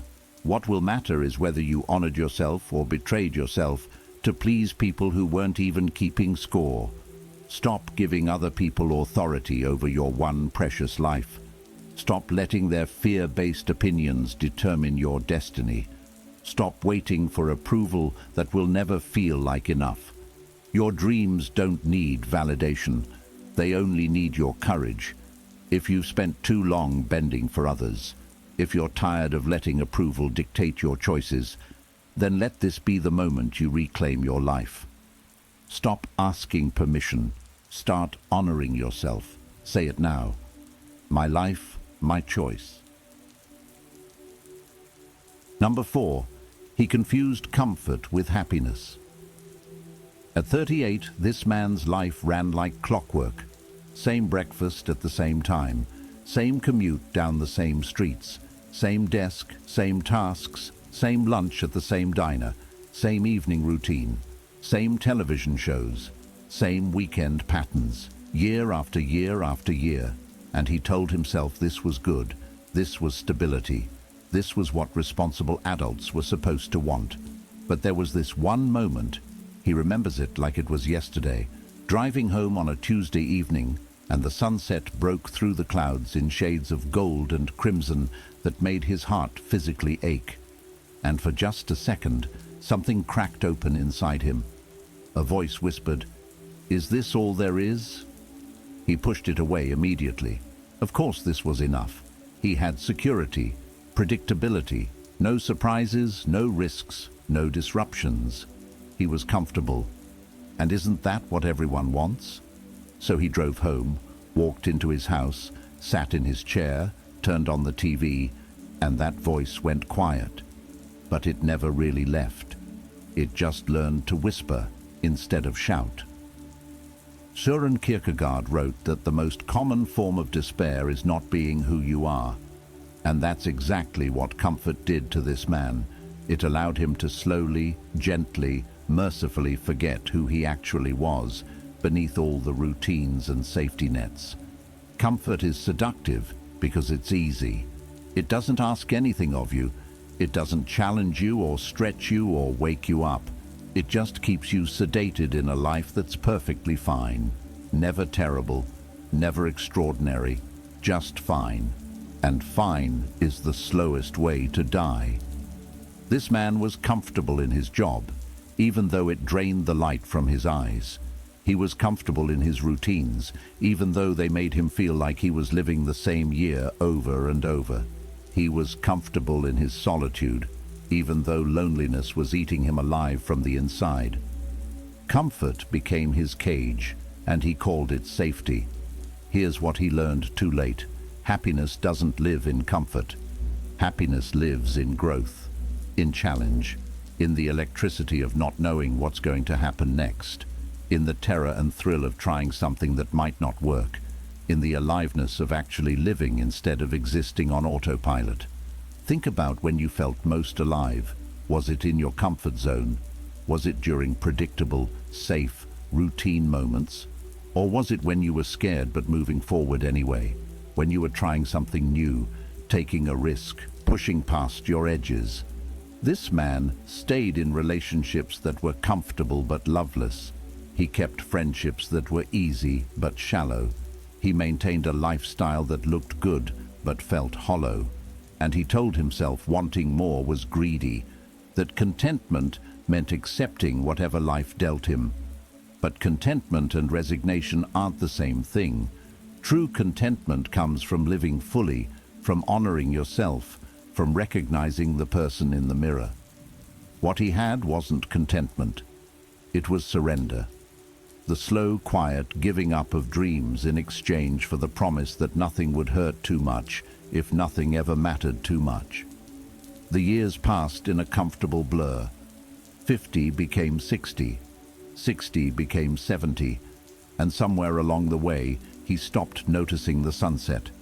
He stopped hearing that voice asking, "Is this all there is?" Not because he found the answer, but because he learned to stop asking the question. At 78, sitting on that park bench, he can barely remember what it felt like to want something so badly it kept him awake at night. He can't recall the last time his heart raced with excitement instead of anxiety. He's forgotten what it feels like to be uncomfortable because you're growing rather than comfortable because you've stopped trying. Comfort killed him, not all at once, not dramatically, just slowly, gently, day by day, until there was nothing left of the person he could have been. Don't make his mistake. Don't confuse the numbness of routine with the peace of purpose. Don't choose the couch over the climb. Don't trade your one wild and precious life for the mediocre comfort of never being uncomfortable. If you're tired of letting routine lull you into mediocrity, if you're ready to feel alive again instead of just safe, then let this be the moment you choose growth over stagnation. Push yourself, take the risk, and move toward the life that makes your heart race. Growth over comfort. Number 5. He waited to be ready and died waiting. This man spent 60 years preparing for a life he never lived. At 29, he wanted to write. Not professionally, not for fame, just to write the stories living in his head, keeping him company during lonely nights. But first, he told himself, he needed to take classes, read every book on craft, understand structure, character development, plot arcs, themes. So he bought the books. They sat on his shelf, spines uncracked, while years ticked by. He was going to start, once he was ready. At 45, he thought about learning guitar. He'd walk past music stores and feel something stir, imagining his fingers on strings, creating something beautiful. But he didn't know music theory, couldn't read notes. He'd be starting from zero, and surely at his age, you needed to know the fundamentals first, right? So he bookmarked websites about music theory and told himself he'd begin once he understood the basics. At 53, he considered starting a blog about books he loved. He had thoughts, insights, connections he wanted to share. But who was he to write publicly? He needed to be more knowledgeable first. Read more. Understand more. Be more. So he kept reading, kept thinking, kept preparing for a start that never came. Bruce Lee said, "Knowing is not enough. We must apply. Willing is not enough. We must do." But this man never learned that knowledge without action is just expensive decoration. He collected information like others collect stamps, carefully, obsessively, and without ever putting any of it to use. At 78, he has a house full of books about things he never did. Guides to writing, music theory, photography, woodworking, cooking, languages, all the things he was going to do once he was ready. Each book is a monument to a life he prepared for but never lived. Each pristine page is evidence of motion without movement, intention without action. Here's the devastating truth he learned too late. You don't get ready and then start. You start, and the starting makes you ready. You don't learn to swim by reading about swimming. You don't learn to write by studying writing. You don't learn to live by preparing for life. You jump in the water and flail and swallow some water, and gradually, awkwardly, beautifully, you learn. Every master was once a disaster. Every expert was once embarrassingly incompetent. Every person you admire for their skill went through a phase where they absolutely sucked at what they do. The difference between them and this man: they were willing to suck. They were willing to be bad at something, to make mistakes, to look foolish. to fail repeatedly while learning. This man was so terrified of being imperfect that he never allowed himself to be a beginner. And if you're never a beginner, you're never anything else either. You stay frozen at the starting line, convinced that everyone else was just born knowing what they know. But they weren't. They just started before they were ready. They took the first terrible, shaky step, and then another and another. They learned by doing, not by endlessly preparing to do. What are you waiting to be ready for? That business idea. You'll never feel ready. That creative project. You'll never know enough. That new skill. You'll never be prepared. The readiness you're waiting for is a mirage that keeps moving further away the more you chase it. This man waited to write until he understood story structure perfectly, but story structure reveals itself through writing. He waited to play music until he understood theory, but theory makes sense through playing. He waited to share his thoughts until he felt authoritative, but authority comes from the practice of sharing. The cruel irony? He actually would have been ready if only he'd started. 6 decades of doing would have made him remarkably skilled at dozens of things. But 6 decades of preparing left him skilled at exactly one thing: waiting. You will never feel completely ready. Never. And that's not a bug. It's a feature. The feeling of being unready is the signal that you're about to grow, about to learn, about to become more than you currently are. It's not a stop sign. It's the starting gun. Stop waiting for permission from some future version of yourself. That version doesn't exist yet. It can only exist through doing the thing you're waiting to be ready for. Start messy. Start incomplete. Start scared. Just start. If you've been hiding behind preparation, waiting for the perfect moment, if you're tired of letting readiness be an excuse for inaction, then this is your signal to jump in, flail, fail, and grow. Starting before I'm ready. Number 6. He believed success meant never failing. At 31, this man had an idea for a small business. Nothing revolutionary, just something he believed in, something that made his pulse quicken when he thought about it. He drew up plans, researched, prepared. But then the doubt came. What if it fails? What if I lose money? What if people laugh? What if I'm not good enough? So he didn't launch. He couldn't bear the thought of failure, couldn't stomach the possibility of being wrong, so he chose guaranteed safety over possible success.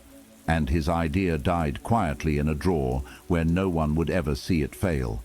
At 44, he wanted to learn public speaking. He had things to say, insights he'd gathered, perspectives he wanted to share. But the thought of standing in front of people, potentially stumbling over words, possibly freezing up, maybe looking foolish, it was unbearable. What if he failed? So he stayed silent, and his voice remained unheard for another 34 years. Thomas Edison said, "I have not failed. I've just found 10,000 ways that won't work." But this man never understood that failure isn't the opposite of success. It's the pathway to it. He thought successful people were the ones who never failed, when the truth is, successful people are just the ones who failed more times than everyone else and kept going anyway. Here's what this man got catastrophically wrong. He believed that failure was a final verdict, a permanent label, a scarlet letter that would mark him forever as inadequate. He thought one failure would define him, would prove all his fears true, would confirm what he secretly suspected, that he wasn't good enough, smart enough, capable enough. But failure isn't a noun, it's a verb. It's not what you are, it's what happens temporarily while you're learning. Every failure is just feedback, data, information about what doesn't work so you can adjust and try again. Failure is only permanent if you stop trying. Think about how you learned to walk. You fell. Dozens of times, hundreds maybe. You stumbled, crashed, bumped your head, and got back up and tried again. You didn't think, Well, I failed at walking, so I guess I'm a crawler for life. You just kept trying, because you didn't know that failure was supposed to stop you. You hadn't learned yet to be afraid of not being perfect on the first try. But somewhere along the way, this man learned to fear failure more than he desired success. He learned that looking foolish was worse than staying stuck. He learned that protecting his ego was more important than expanding his life, and that lesson cost him everything. The businesses he never started, some would have failed, yes, but some might have succeeded. Some might have grown into something beautiful. The chances he never took, some would have led nowhere, but some might have led to extraordinary places. The risks he never ran, some would have hurt, but some might have healed him in ways he never imagined. But he'll never know, because he chose the certainty of never failing over the possibility of ever succeeding. He chose protecting himself from embarrassment over giving himself a chance at fulfillment. He chose the safety of the shore over the adventure of the sea. At 78, he doesn't even remember most of the things he was so afraid of failing at. The specific fears that felt so massive at 31, forgotten. The embarrassment he was avoiding at 44, irrelevant. But what remains, what haunts him every single day, is the awareness of all the things he never tried because he couldn't guarantee success. Here's what nobody tells you about failure. It's temporary, but regret is forever. A failed attempt lasts a moment. The regret of never attempting lasts a lifetime. Failure might sting your pride for a few days or weeks, but living with what if will gnaw at your soul for decades. The most successful people you admire, they've failed more spectacularly than you've ever tried. They've embarrassed themselves, lost money, made mistakes, looked foolish, gotten it wrong, and they kept going. Not because they're braver or stronger or more talented, but because they understood that failure is the price of admission for a life worth living. You're going to fail at things. That's not a maybe, it's a guarantee. The question isn't whether you'll fail. The question is, will you fail while trying to build something meaningful, or will you fail by never trying at all? Because make no mistake, not trying is also a failure.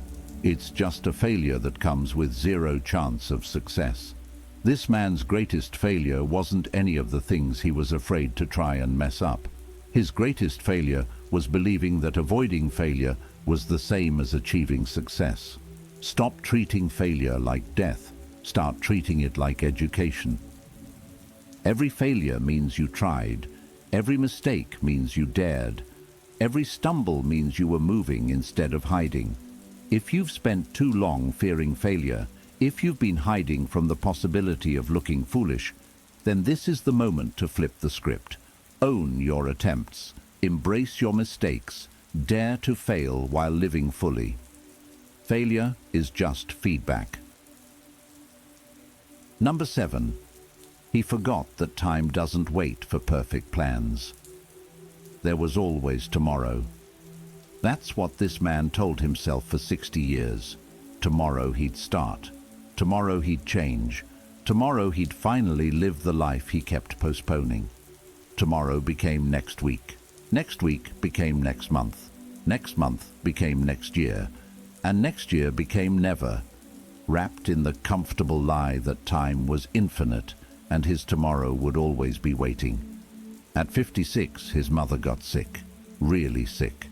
And suddenly he realized all those visits he'd been meaning to make, all those conversations he'd been planning to have, all those "I love yous" he'd been saving for the right moment. They were running out of time. She died 3 months later, and he stood at her funeral, realizing that all his perfect plans for honoring her, for making her proud, for spending quality time together had died with her. Time had stopped waiting, and he hadn't noticed until it was too late. At 62, his body started betraying him. Small things at first: knees that ached, back that stiffened, energy that disappeared earlier each day.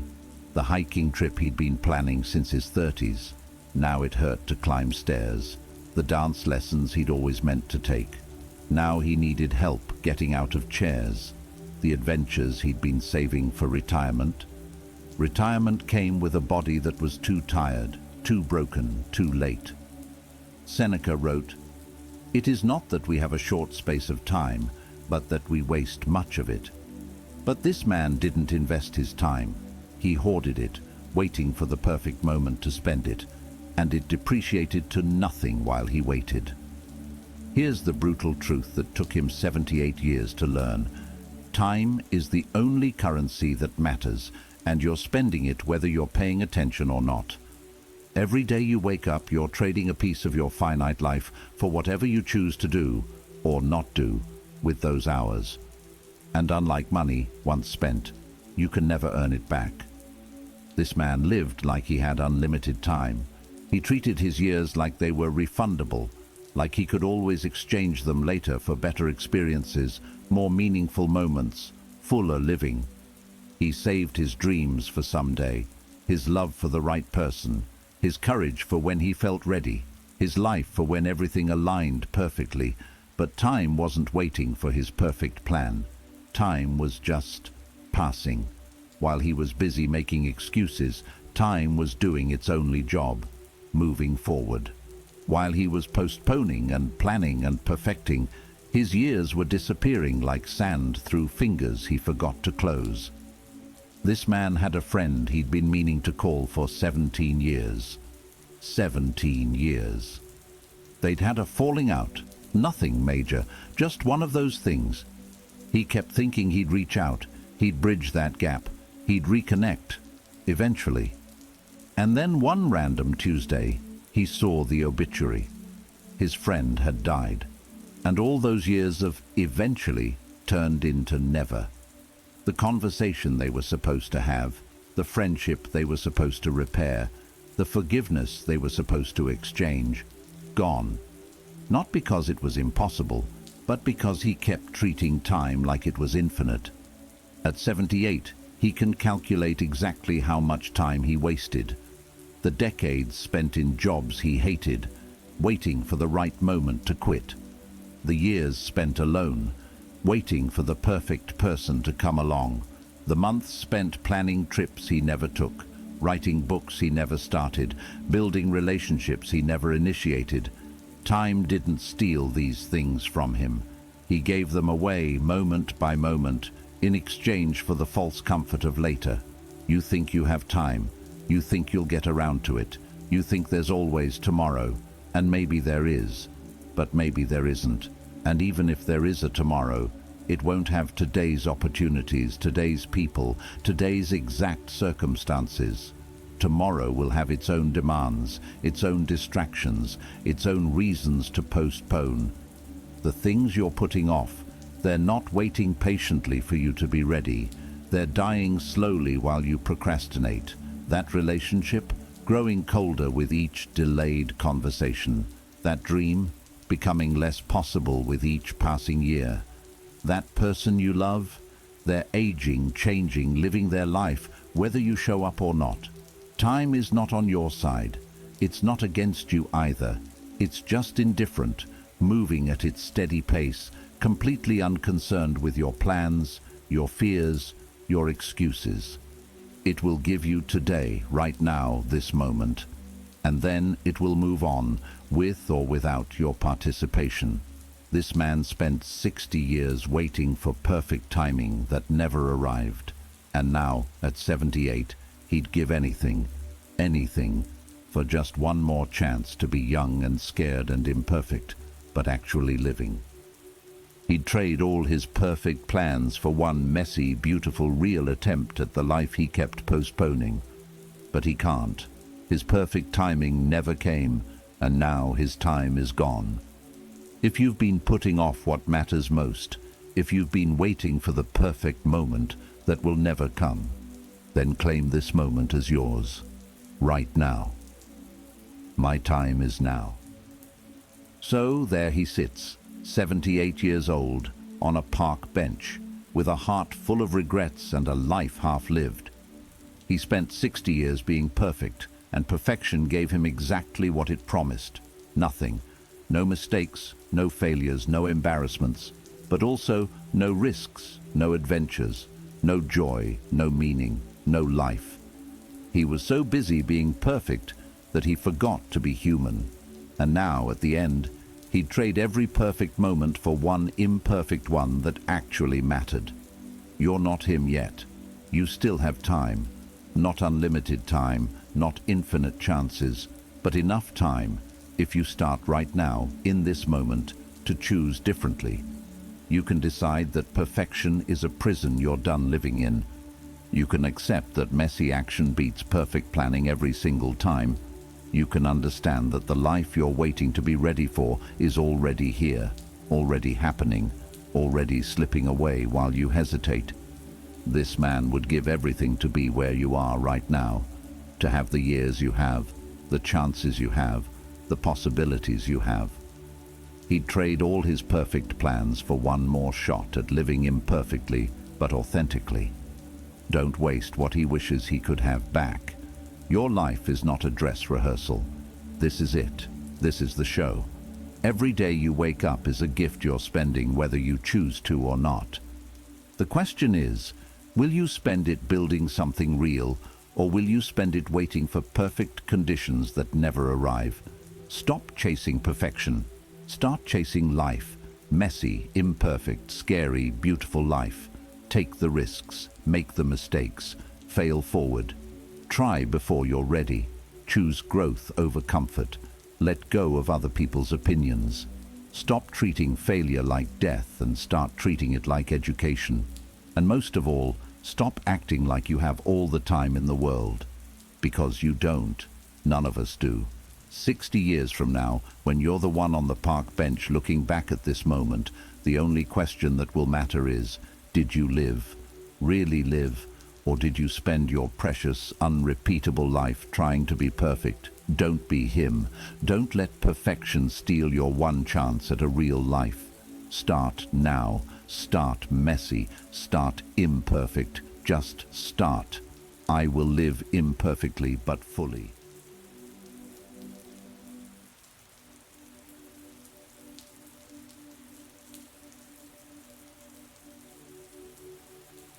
Hey warriors, there's a quiet wisdom that comes with age.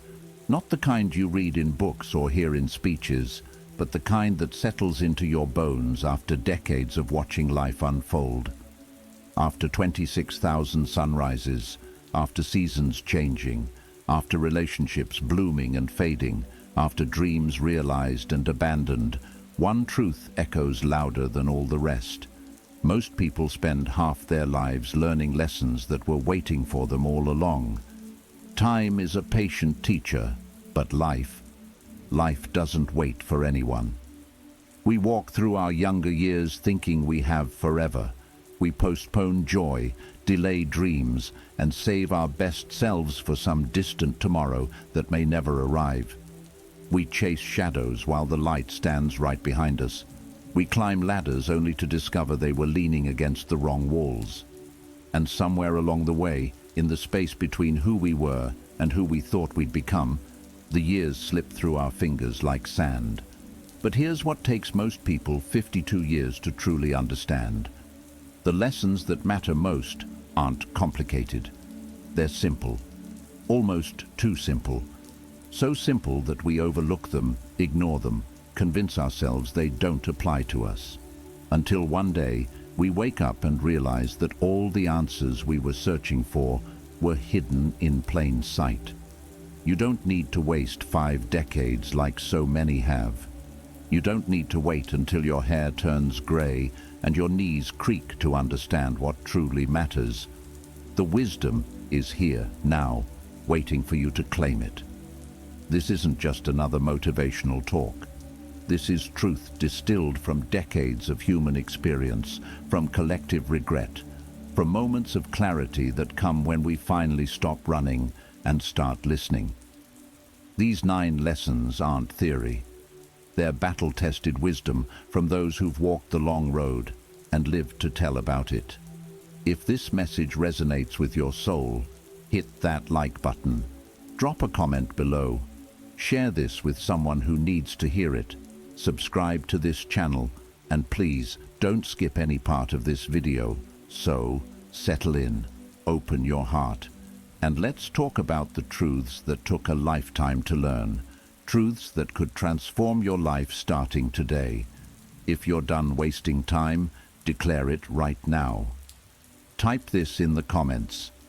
I claim my wisdom today. Number 1. You were never behind. You were just comparing. Most people spend their entire lives feeling like they're running a race they can never win. Everyone else seems ahead. Better jobs, bigger houses, happier families. There's always someone buying their first home while you're renting. Someone getting promotions while you stay put. Someone celebrating milestones while you're still waiting for your turn. Always feeling like you're lagging behind some invisible finish line. The truth? There is no race. There never was. We've been sold a lie. That life follows a timeline, that success has an expiration date, that if you haven't achieved certain milestones by certain ages, you've somehow failed. We measure our worth against other people's highlight reels, forgetting that we're comparing our behind-the-scenes struggles to their carefully curated victories.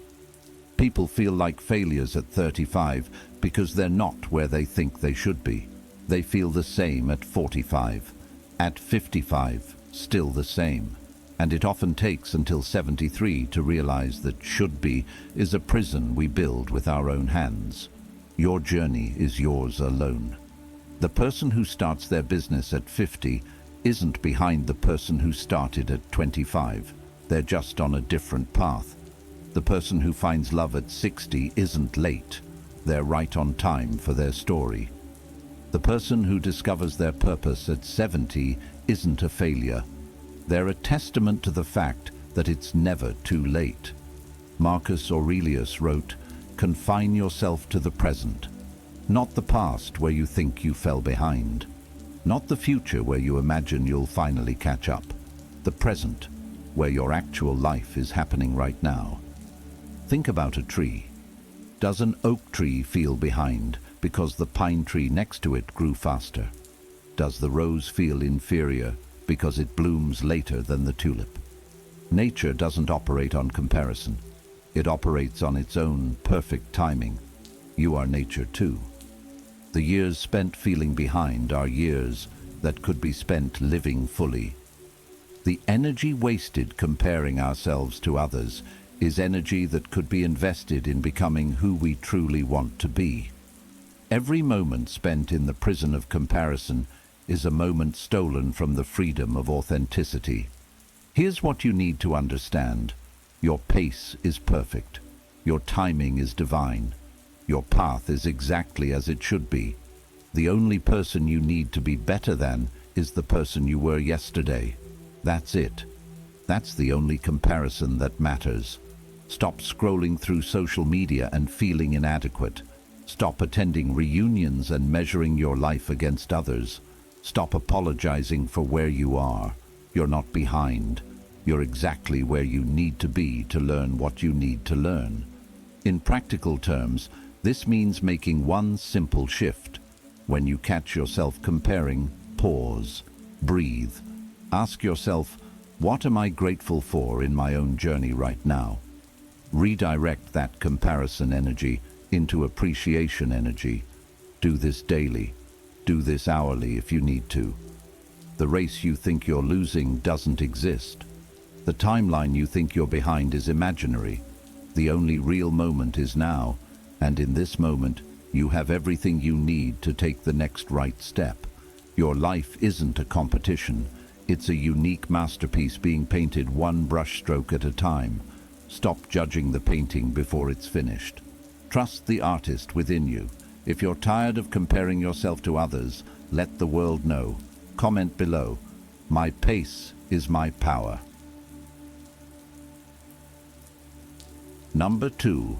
The people you keep shape the life you live.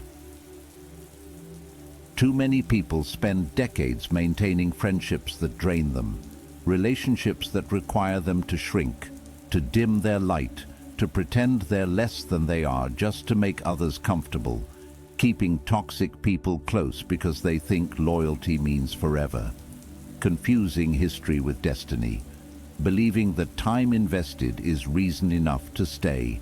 It's a mistake that costs years of peace. There's a moment in every person's life when they realize that not everyone who started the journey with them is meant to finish it with them. Some people are chapters, not the whole book. Some are seasons, not lifetimes. And holding on to them past their expiration date doesn't honor the relationship, it suffocates growth.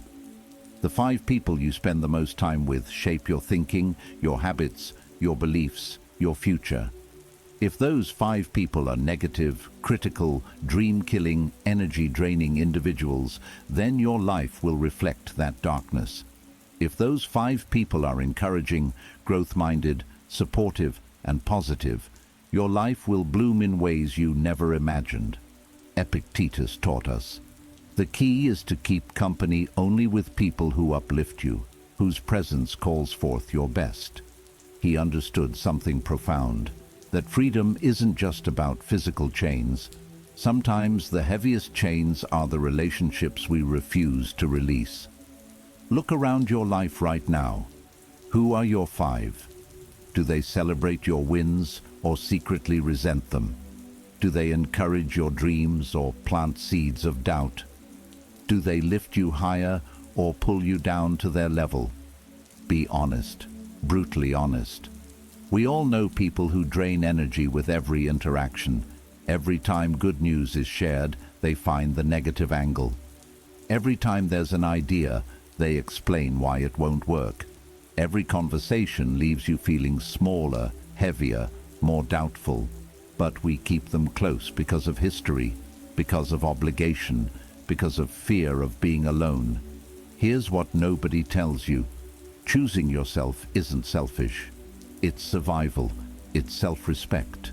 It's recognizing that your energy is sacred and not everyone deserves access to it. This doesn't mean cutting people off cruelly or burning bridges unnecessarily. It means honoring yourself enough to create boundaries. It means understanding that some people were meant to teach you what you don't want, and once that lesson is learned, you're free to move on. In practical terms, start here. Make a list. Write down the names of the people you interact with most. Next to each name, write how you feel after spending time with them. Energized or drained, uplifted or diminished, hopeful or hopeless. The pattern will reveal itself. Then make intentional choices. Spend more time with the energy givers. Create loving distance from the energy takers. It's not about judgment, it's about alignment. It's about surrounding yourself with people who reflect the life you want to live, not the life you're trying to escape. And if you find yourself alone for a while as you make these changes, that's okay. Solitude is better than toxic company. In the quiet, you'll rediscover yourself. You'll remember who you were before the world told you who to be. You'll hear your own voice again. Your circle should be a sanctuary, not a battlefield. Your relationships should add to your life, not subtract from it. You deserve to be surrounded by people who see your light and fan the flame, not those who feel threatened by it and try to blow it out. Choose your circle wisely. Your future depends on it. If you're ready to protect your energy like never before, make it official. Write in the comments, "Energy vampires no longer welcomed." Number 3. Health is wealth until you lose it.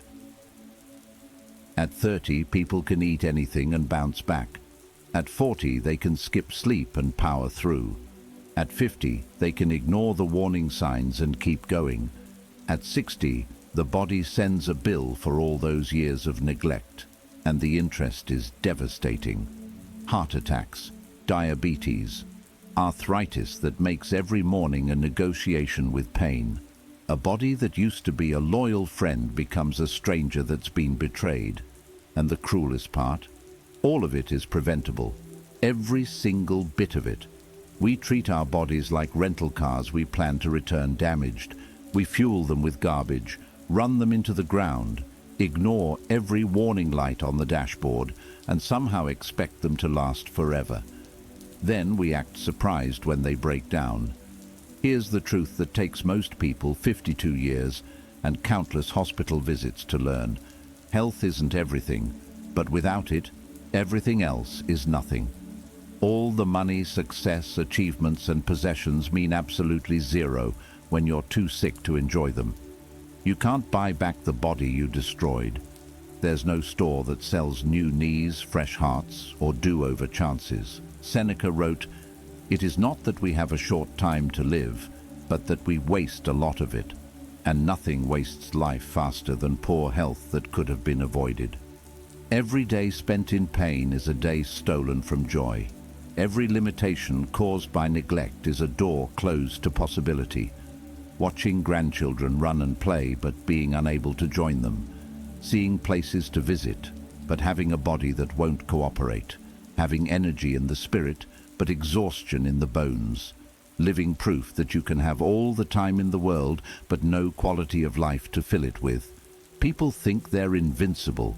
They think they have time to get healthy later. They think one more late night, one more fast food meal, one more skipped workout won't matter. And then they reach 73, living with the consequences of 50 years of later.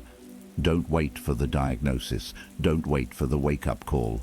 Don't wait until your body forces you to pay attention. Start now, today, this moment. In practical terms, this means making small, consistent choices. Drink water instead of soda. Take the stairs instead of the elevator. Walk for 20 minutes instead of scrolling for 20 minutes. Eat one more vegetable. Sleep one more hour. Move your body with gratitude, not punishment. Your body is the only home you'll ever truly own. You can change jobs, relationships, locations, but you can't move out of your body. Treat it like the miracle it is. Every heartbeat is a gift. Every breath is a blessing. Every pain-free moment is something to celebrate, not take for granted. Young people destroy their health for careers that will replace them in a week. Middle-aged people sacrifice their bodies for stress that won't matter in a year. People of all ages live like they have backup bodies waiting in storage. They don't. This is it. This is your one body, your one chance, your one life. The choices you make today are writing the story of your tomorrow. Choose wisely. Choose health. Choose movement. Choose nourishment. Choose rest. The greatest wealth you'll ever have is the health to enjoy your life. Don't learn this lesson the hard way. Don't trade your vitality for temporary pleasures. Don't wait until it's too late. Your future self is begging you to start caring now. If your health matters more than your excuses, prove it. Put this in the comments. I treat my body like gold. Number 4. Silence holds more power than words ever will. Most people fill every silence with noise, every uncomfortable moment with words, every argument with their opinion, every pause with explanations, justifications, defenses. They think speaking up is strength. They think having the last word is winning. They think silence is weakness, submission, defeat. They spend decades talking when they should be listening, explaining when they should be observing, reacting when they should be reflecting. And in all that noise, they miss the wisdom that only comes in quiet moments. The greatest lessons in life are learned in silence. The deepest connections happen without words. The most powerful responses are the ones not spoken out loud. Silence isn't empty, it's full of answers. There's a profound difference between being quiet and being silent. Being quiet is just not talking. Being silent is a conscious choice, a deliberate practice, a form of power that most people never discover. Silence is listening when everyone else is shouting. Silence is pausing before reacting. Silence is knowing that not every thought needs to be spoken. Not every opinion needs to be shared. Not every argument needs to be won. Marcus Aurelius wrote, "You have power over your mind, not outside events. Realize this, and you will find strength." That power begins with mastering your tongue, with choosing silence over noise, with recognizing that sometimes the most powerful thing you can say is nothing at all. Think about the people who command respect, not the loudest ones, not the ones who dominate every conversation, but the ones who speak sparingly and meaningfully, the ones whose words carry weight because they're carefully chosen, the ones who listen more than they talk. They've discovered what takes most a lifetime to learn, that silence is magnetic, that restraint is powerful, that mystery is more compelling than exposure. Relationships are lost because people can't stop talking. Reputations are damaged because people speak without thinking.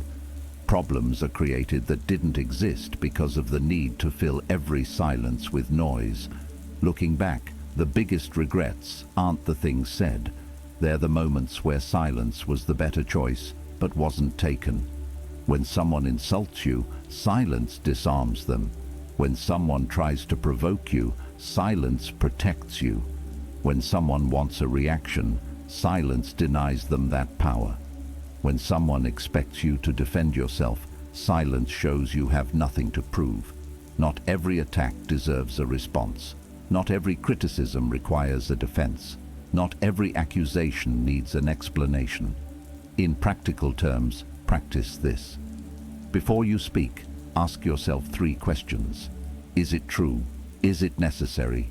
Is it kind? If the answer to any of these is no, choose silence. When someone says something hurtful, count to 10 before responding. When you're angry, wait 24 hours before sending that text or email. When you feel the urge to fill silence, resist it. Sit in the discomfort. Let the quiet teach you. Learn to listen, truly listen, without planning your response while someone else is talking. Hear what's not being said. Notice the emotions beneath the words. Give people the gift of your full attention instead of just waiting for your turn to speak. Silence also means knowing when to walk away. Not every battle is worth fighting. Not every wrong needs to be righted. Not every person deserves your energy. Sometimes the most powerful statement you can make is removing yourself from the conversation entirely. The older we get, the less we should speak. And the less we speak, the more people listen when we do. The more space we create for silence, the more clarity we find. The more we practice restraint, the more respect we receive. Your words are precious. Don't waste them. Don't throw them around carelessly like they're unlimited. Speak with intention, speak with purpose, and when in doubt, choose the power of silence. Number 5. Your past doesn't define you. Your response to it does. Too many people carry their past like chains. Every mistake, every failure, every wrong turn, every moment of shame. They let their history write their future. They let their yesterday determine their today. They wear their regrets like a prison uniform, convinced that who they were back then is all they can ever be. Abandonment in childhood, dropping out of school, financial bankruptcy, painful divorces. Each of these events feels like a life sentence. Each one seems to prove that we're fundamentally flawed, broken, unworthy of better. But here's what changes everything. Your past is a fact, not a life sentence. What happened to you is real, but it doesn't have to define what happens next. You can't change your history, but you can absolutely change your relationship with it. You are not your mistakes. You are not your failures. You are not the worst thing you've ever done. You are not the trauma that happened to you. You are not the rejection you experienced. You are not the opportunity you missed. You are not the person who hurt you or the way they made you feel. You are what you choose to do next. Epictetus taught, it's not what happens to you, but how you react to it that matters. This man had every reason to be bitter, angry, defined by his suffering. Instead, he chose wisdom. He chose growth. He chose to transform his pain into purpose. Your response to your past is where your power lives, not in denying what happened, not in pretending it didn't hurt, but in refusing to let it be the end of your story. Every day you wake up is a chance to write a new chapter. Every moment is an opportunity to choose differently. People spend years blaming their parents for their struggles, years using their lack of education as an excuse, years hiding behind their failures as reasons why they can't succeed. And every year they do that. They give their past permission to steal their future. They make themselves victims of circumstances that are long gone. The day someone takes responsibility, not for what happened to them, but for what they do next, everything shifts. You can't change that your father left, but you can change how you show up as a parent to your own children. You can't change that you dropped out of college, but you can change your commitment to lifelong learning. You can't change bankruptcy, but you can change your relationship with money. You can't change divorce, but you can change how you love and trust again. In practical terms, this means stopping the story you tell yourself about your past. Stop introducing yourself by your wounds. Stop using your history as a shield against trying again. Stop letting old pain be your excuse for new inaction. Start here. Write down the story you've been telling yourself about your past, the one that begins with, "I can't because," or "I'm not enough because," or "I'll never be able to because." Now rewrite it. Same facts, different meaning. I went through this and it taught me. I experienced that and it made me stronger. This happened and now I choose. Your past is a teacher, not a warden. It's a chapter, not the whole book. It's a launching pad, not a prison. The question isn't what happened to you. The question is, what are you going to do with what happened to you? Every single day, you get to decide. Will you be defined by where you've been, or empowered by where you're going? The choice has always been yours. If your past doesn't get to define your future, claim it boldly. Comment this now. My story isn't over yet. Number 6. Time doesn't heal. Intentional action does. Time heals all wounds. That's what people hear after every loss, every heartbreak, every disappointment. Just wait, they say. Give it time. It'll get better. So people wait, and wait, and wait some more. 52 years later, the truth becomes clear. Time heals nothing on its own. Time is neutral. It passes whether you grow or not, whether you heal or not, whether you change or not. People carry the same pain for decades, the same bitterness for a lifetime, the same wounds from 30 years ago as fresh as the day they happened. Time didn't heal them. Time just gave them more years to stay stuck. What heals is what you do with the time, the intentional work, the honest conversations, the difficult choices, the therapy you finally attend, the forgiveness you finally grant, the boundaries you finally set, the truth you finally face, the help you finally ask for, the patterns you finally break. People spend 20 years angry at their parents for things that happened in childhood. 20 years. They think time will soften it. They think one day they'll wake up and the resentment will be gone. It never happens. The anger just becomes part of their identity, a familiar companion they carry everywhere, poisoning every relationship, every moment of potential joy. Then one day, a choice is made. Not because enough time has passed, but because they're tired of the wait. They go to therapy. They write letters they never send. They speak truths they've been swallowing.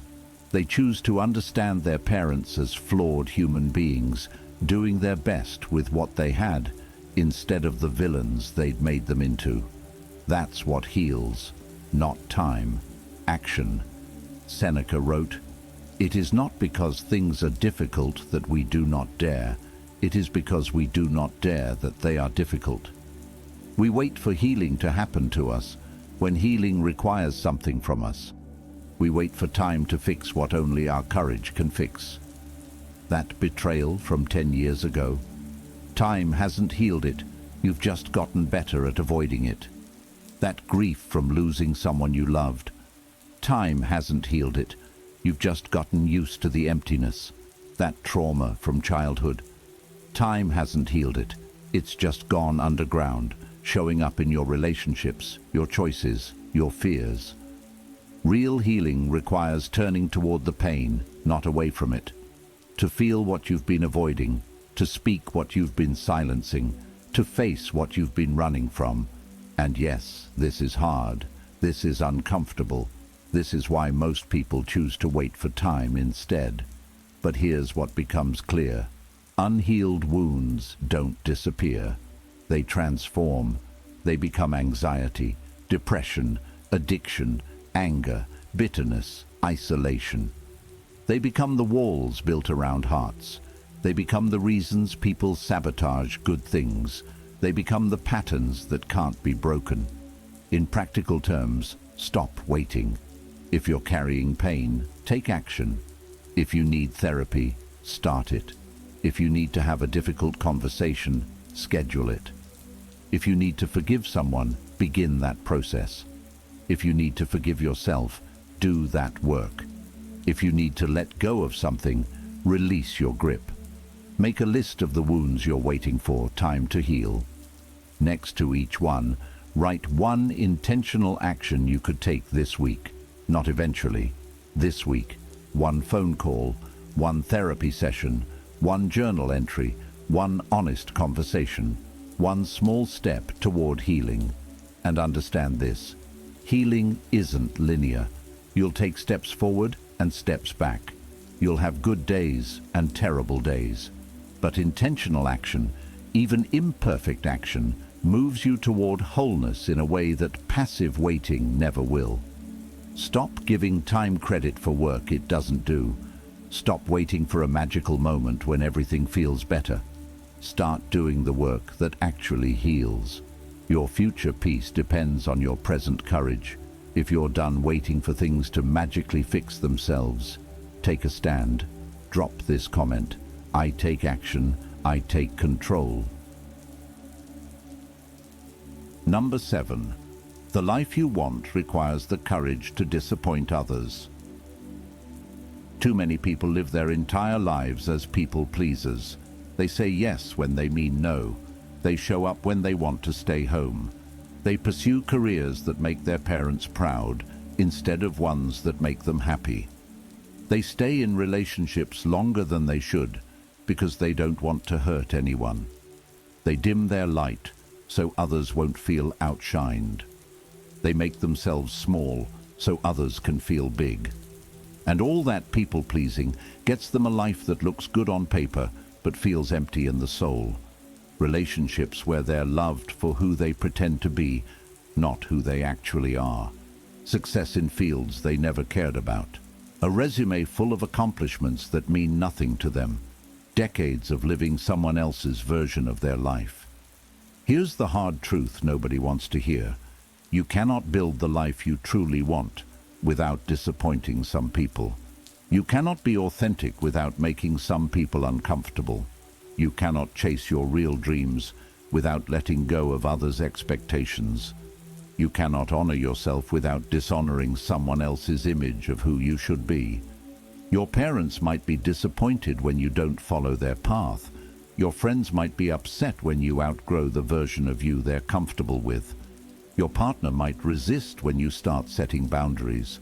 Your colleagues might judge you when you choose different priorities. Your community might criticize you when you stop playing by their rules. And you have to be okay with that. Marcus Aurelius reminded himself daily, "It never ceases to amaze me. We all love ourselves more than other people, but care more about their opinion than our own." Think about that. We claim to love ourselves, but we live our lives according to what others think. We betray ourselves daily to maintain the approval of people who aren't living our lives. People want to be artists. Their fathers want them to be lawyers, so they become lawyers and spend 30 years resenting every single day. They want to leave unhappy marriages after 5 years. But what would people think? So they stay for 15, making both parties miserable. They want to move across the country and start fresh at 55. But everyone says they're too old, too established, too crazy. So they stay put and spend 5 more years wondering, what if?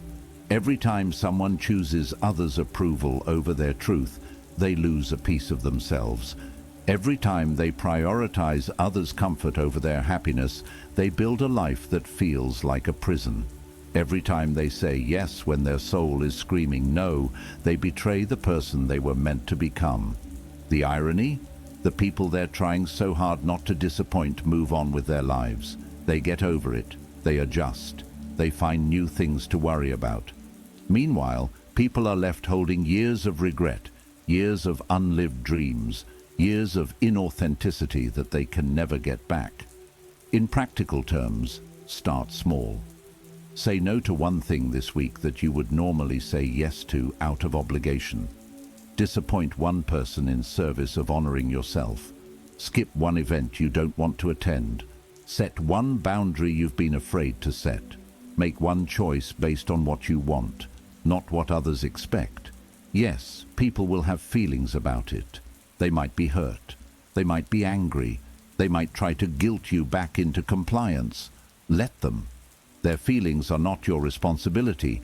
Their expectations are not your obligation. Their version of who you should be is not your destiny. You are not on this earth to live up to anyone's expectations but your own. You are not here to make everyone comfortable at the expense of your own authenticity. You are not here to be who they need you to be. You are here to be who you were born to be. The life you want is waiting on the other side of your courage to disappoint. The person you're meant to become is waiting for you to stop being who everyone else needs. Your authentic self is buried under years of people-pleasing, waiting for you to dig it out. Stop living for the applause of others. Start living for the peace of knowing you were true to yourself. Number 8. Regret weighs heavier than failure ever will. At 73, people don't think about the things they tried and failed at.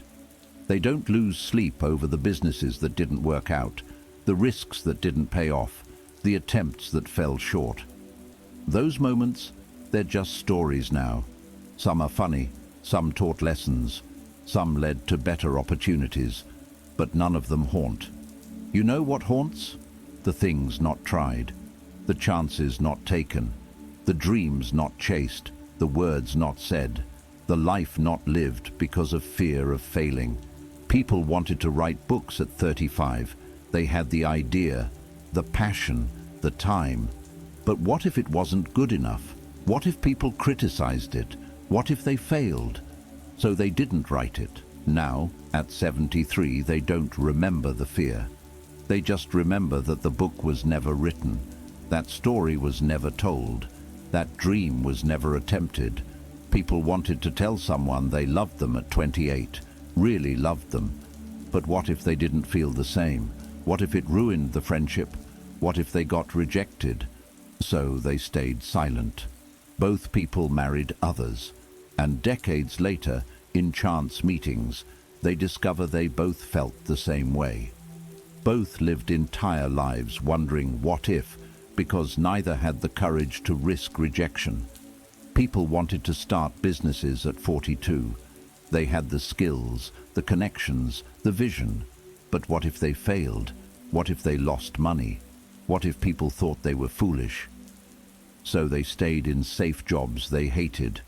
They retired at 65 with nothing but pensions and lifetimes of wondering what could have been. Failure is temporary. It stings for a moment, teaches a lesson, and then becomes part of your story. But regret is permanent.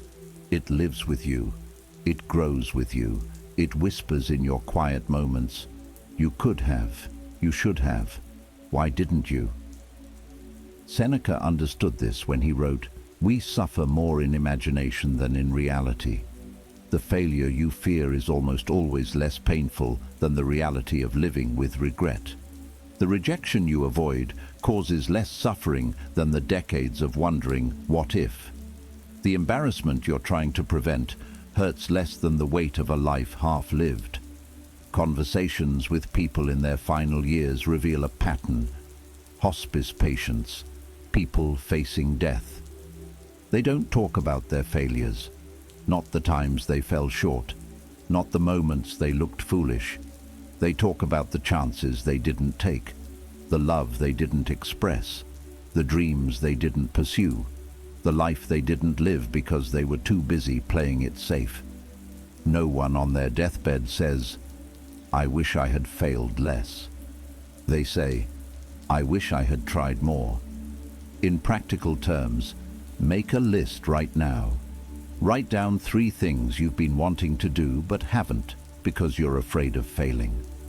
3 chances you've been avoiding. 3 conversations you've been postponing. 3 dreams you've been dismissing. Now ask yourself, what's the worst that could happen if you try? Write it down. Be specific. Is it really as bad as spending the next 30 years wondering what could have been? Is it really worse than reaching 73 and realizing you let fear make all your decisions? Then ask yourself, what's the best that could happen? What if it works? What if you succeed? What if this is the thing that changes everything? What if the only thing standing between you and the life you want is the courage to try? Start this week, not eventually, this week. Take one action toward one of those dreams. Send the email, make the call, submit the application, have the conversation, take the first step. Even if you fail, you'll have tried, and that's something you'll never regret. Because here's the truth learned too late. You can recover from failure. You can learn from mistakes. You can bounce back from rejection. But you can never recover the time spent not trying. You can never get back the dreams you were too afraid to chase. You can never undo the regret of a life lived in fear. Fail forward. Fail often.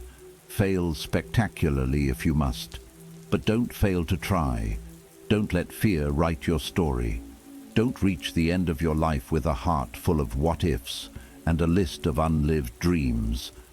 The graveyard is full of potential that was never realized, dreams that were never chased, words that were never spoken.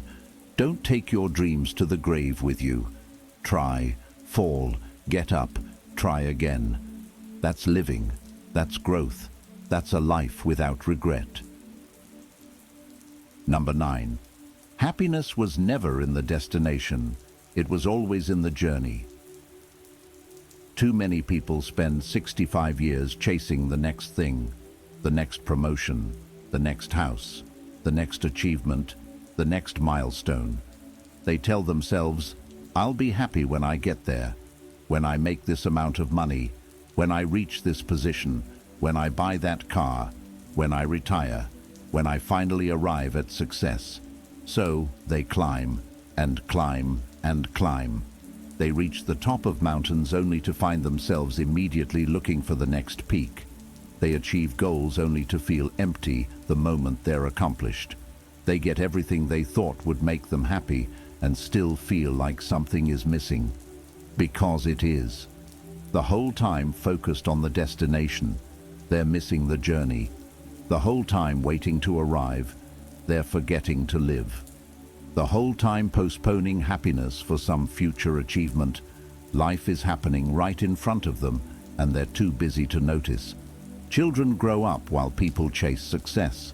Marriages deteriorate while careers are built. Health declines while things that aren't needed are accumulated. Friendships fade while people are too busy for connection.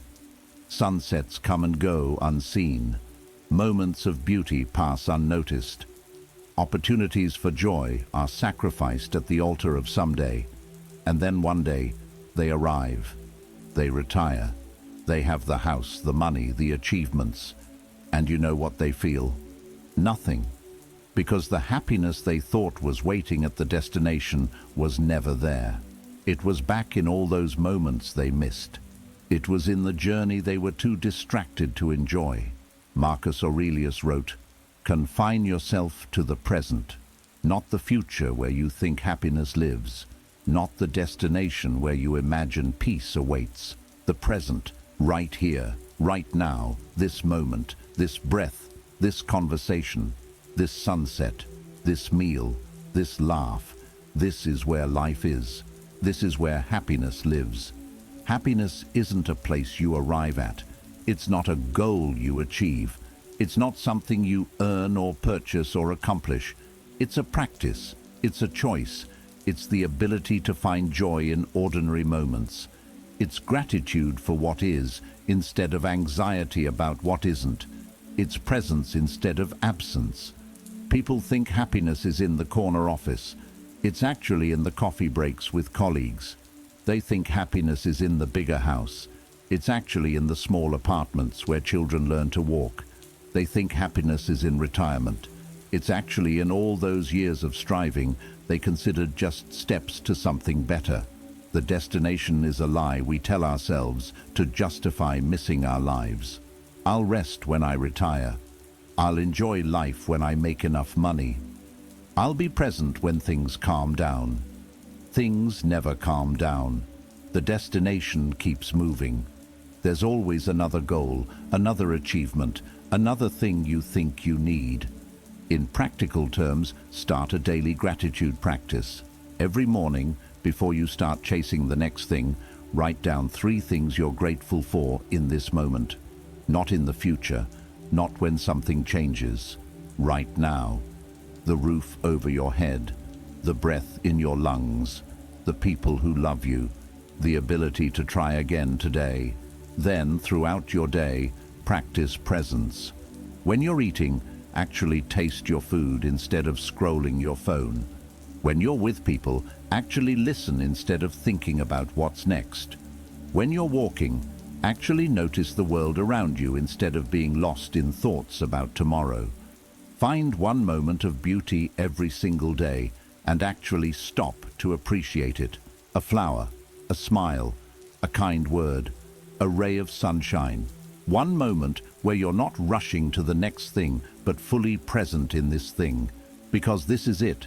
This moment right now is your life. Not the moment when you finally achieve your goals. Not the moment when everything falls into place. Not the moment in the future when you imagine you'll finally be happy. Now. This is your one wild, precious, fleeting life. Stop waiting for permission to enjoy it. Stop postponing joy for some imaginary destination. Stop sacrificing today on the altar of tomorrow. The journey is all you have. The journey is everything. The journey is where your life is actually happening. And if you keep missing it while you chase destinations, you'll wake up one day at 73 and realize that you spent your entire life preparing to live instead of actually living. Don't make that mistake. Be here now. Find joy in the ordinary. Celebrate the small moments. Love the people in front of you. Notice the beauty around you. This moment is all you're promised. Make it count. If you're finding beauty in this very moment, celebrate it with us. Write this. This moment is my masterpiece. 73 years, 26,000 sunrises, countless moments, choices, lessons. And if everything learned could be distilled into one truth, it would be this. Don't waste your life waiting to live it. Don't wait to stop comparing yourself. Don't wait to choose better relationships. Don't wait to take care of your body. Don't wait to embrace silence. Don't wait to heal your past. Don't wait for time to fix what only you can fix. Don't wait to disappoint people in pursuit of your truth. Don't wait to try because you're afraid to fail. Don't wait for happiness at some distant destination. The time is now, not tomorrow, not when things are perfect, not when you're ready, now. You have one life, one chance, one opportunity to become who you were meant to be. to live the life you were meant to live, to make the impact you were meant to make. Every day you wait is a day you'll never get back. Every moment you postpone is a moment lost forever. These 9 lessons take most people 52 years to learn. But you can start applying them today. Right now, this moment. You can choose differently. You can live intentionally. You can refuse to waste another year of your precious life. Time at 73 runs short. But yours is still full of possibility, full of potential, full of chances to get it right. Don't squander it the way so many have. If this message touched your heart, hit that like button. Drop a comment below sharing which lesson resonated most with you. Share this video with someone who needs to hear it. Subscribe to this channel so we can continue growing together. Because the world needs people who are brave enough to live fully, authentically, intentionally. Your life is waiting. Stop wasting it. If this message stirred something deep inside you, don't stay silent. Share it, spread it, live it, comment. No more waiting, only living.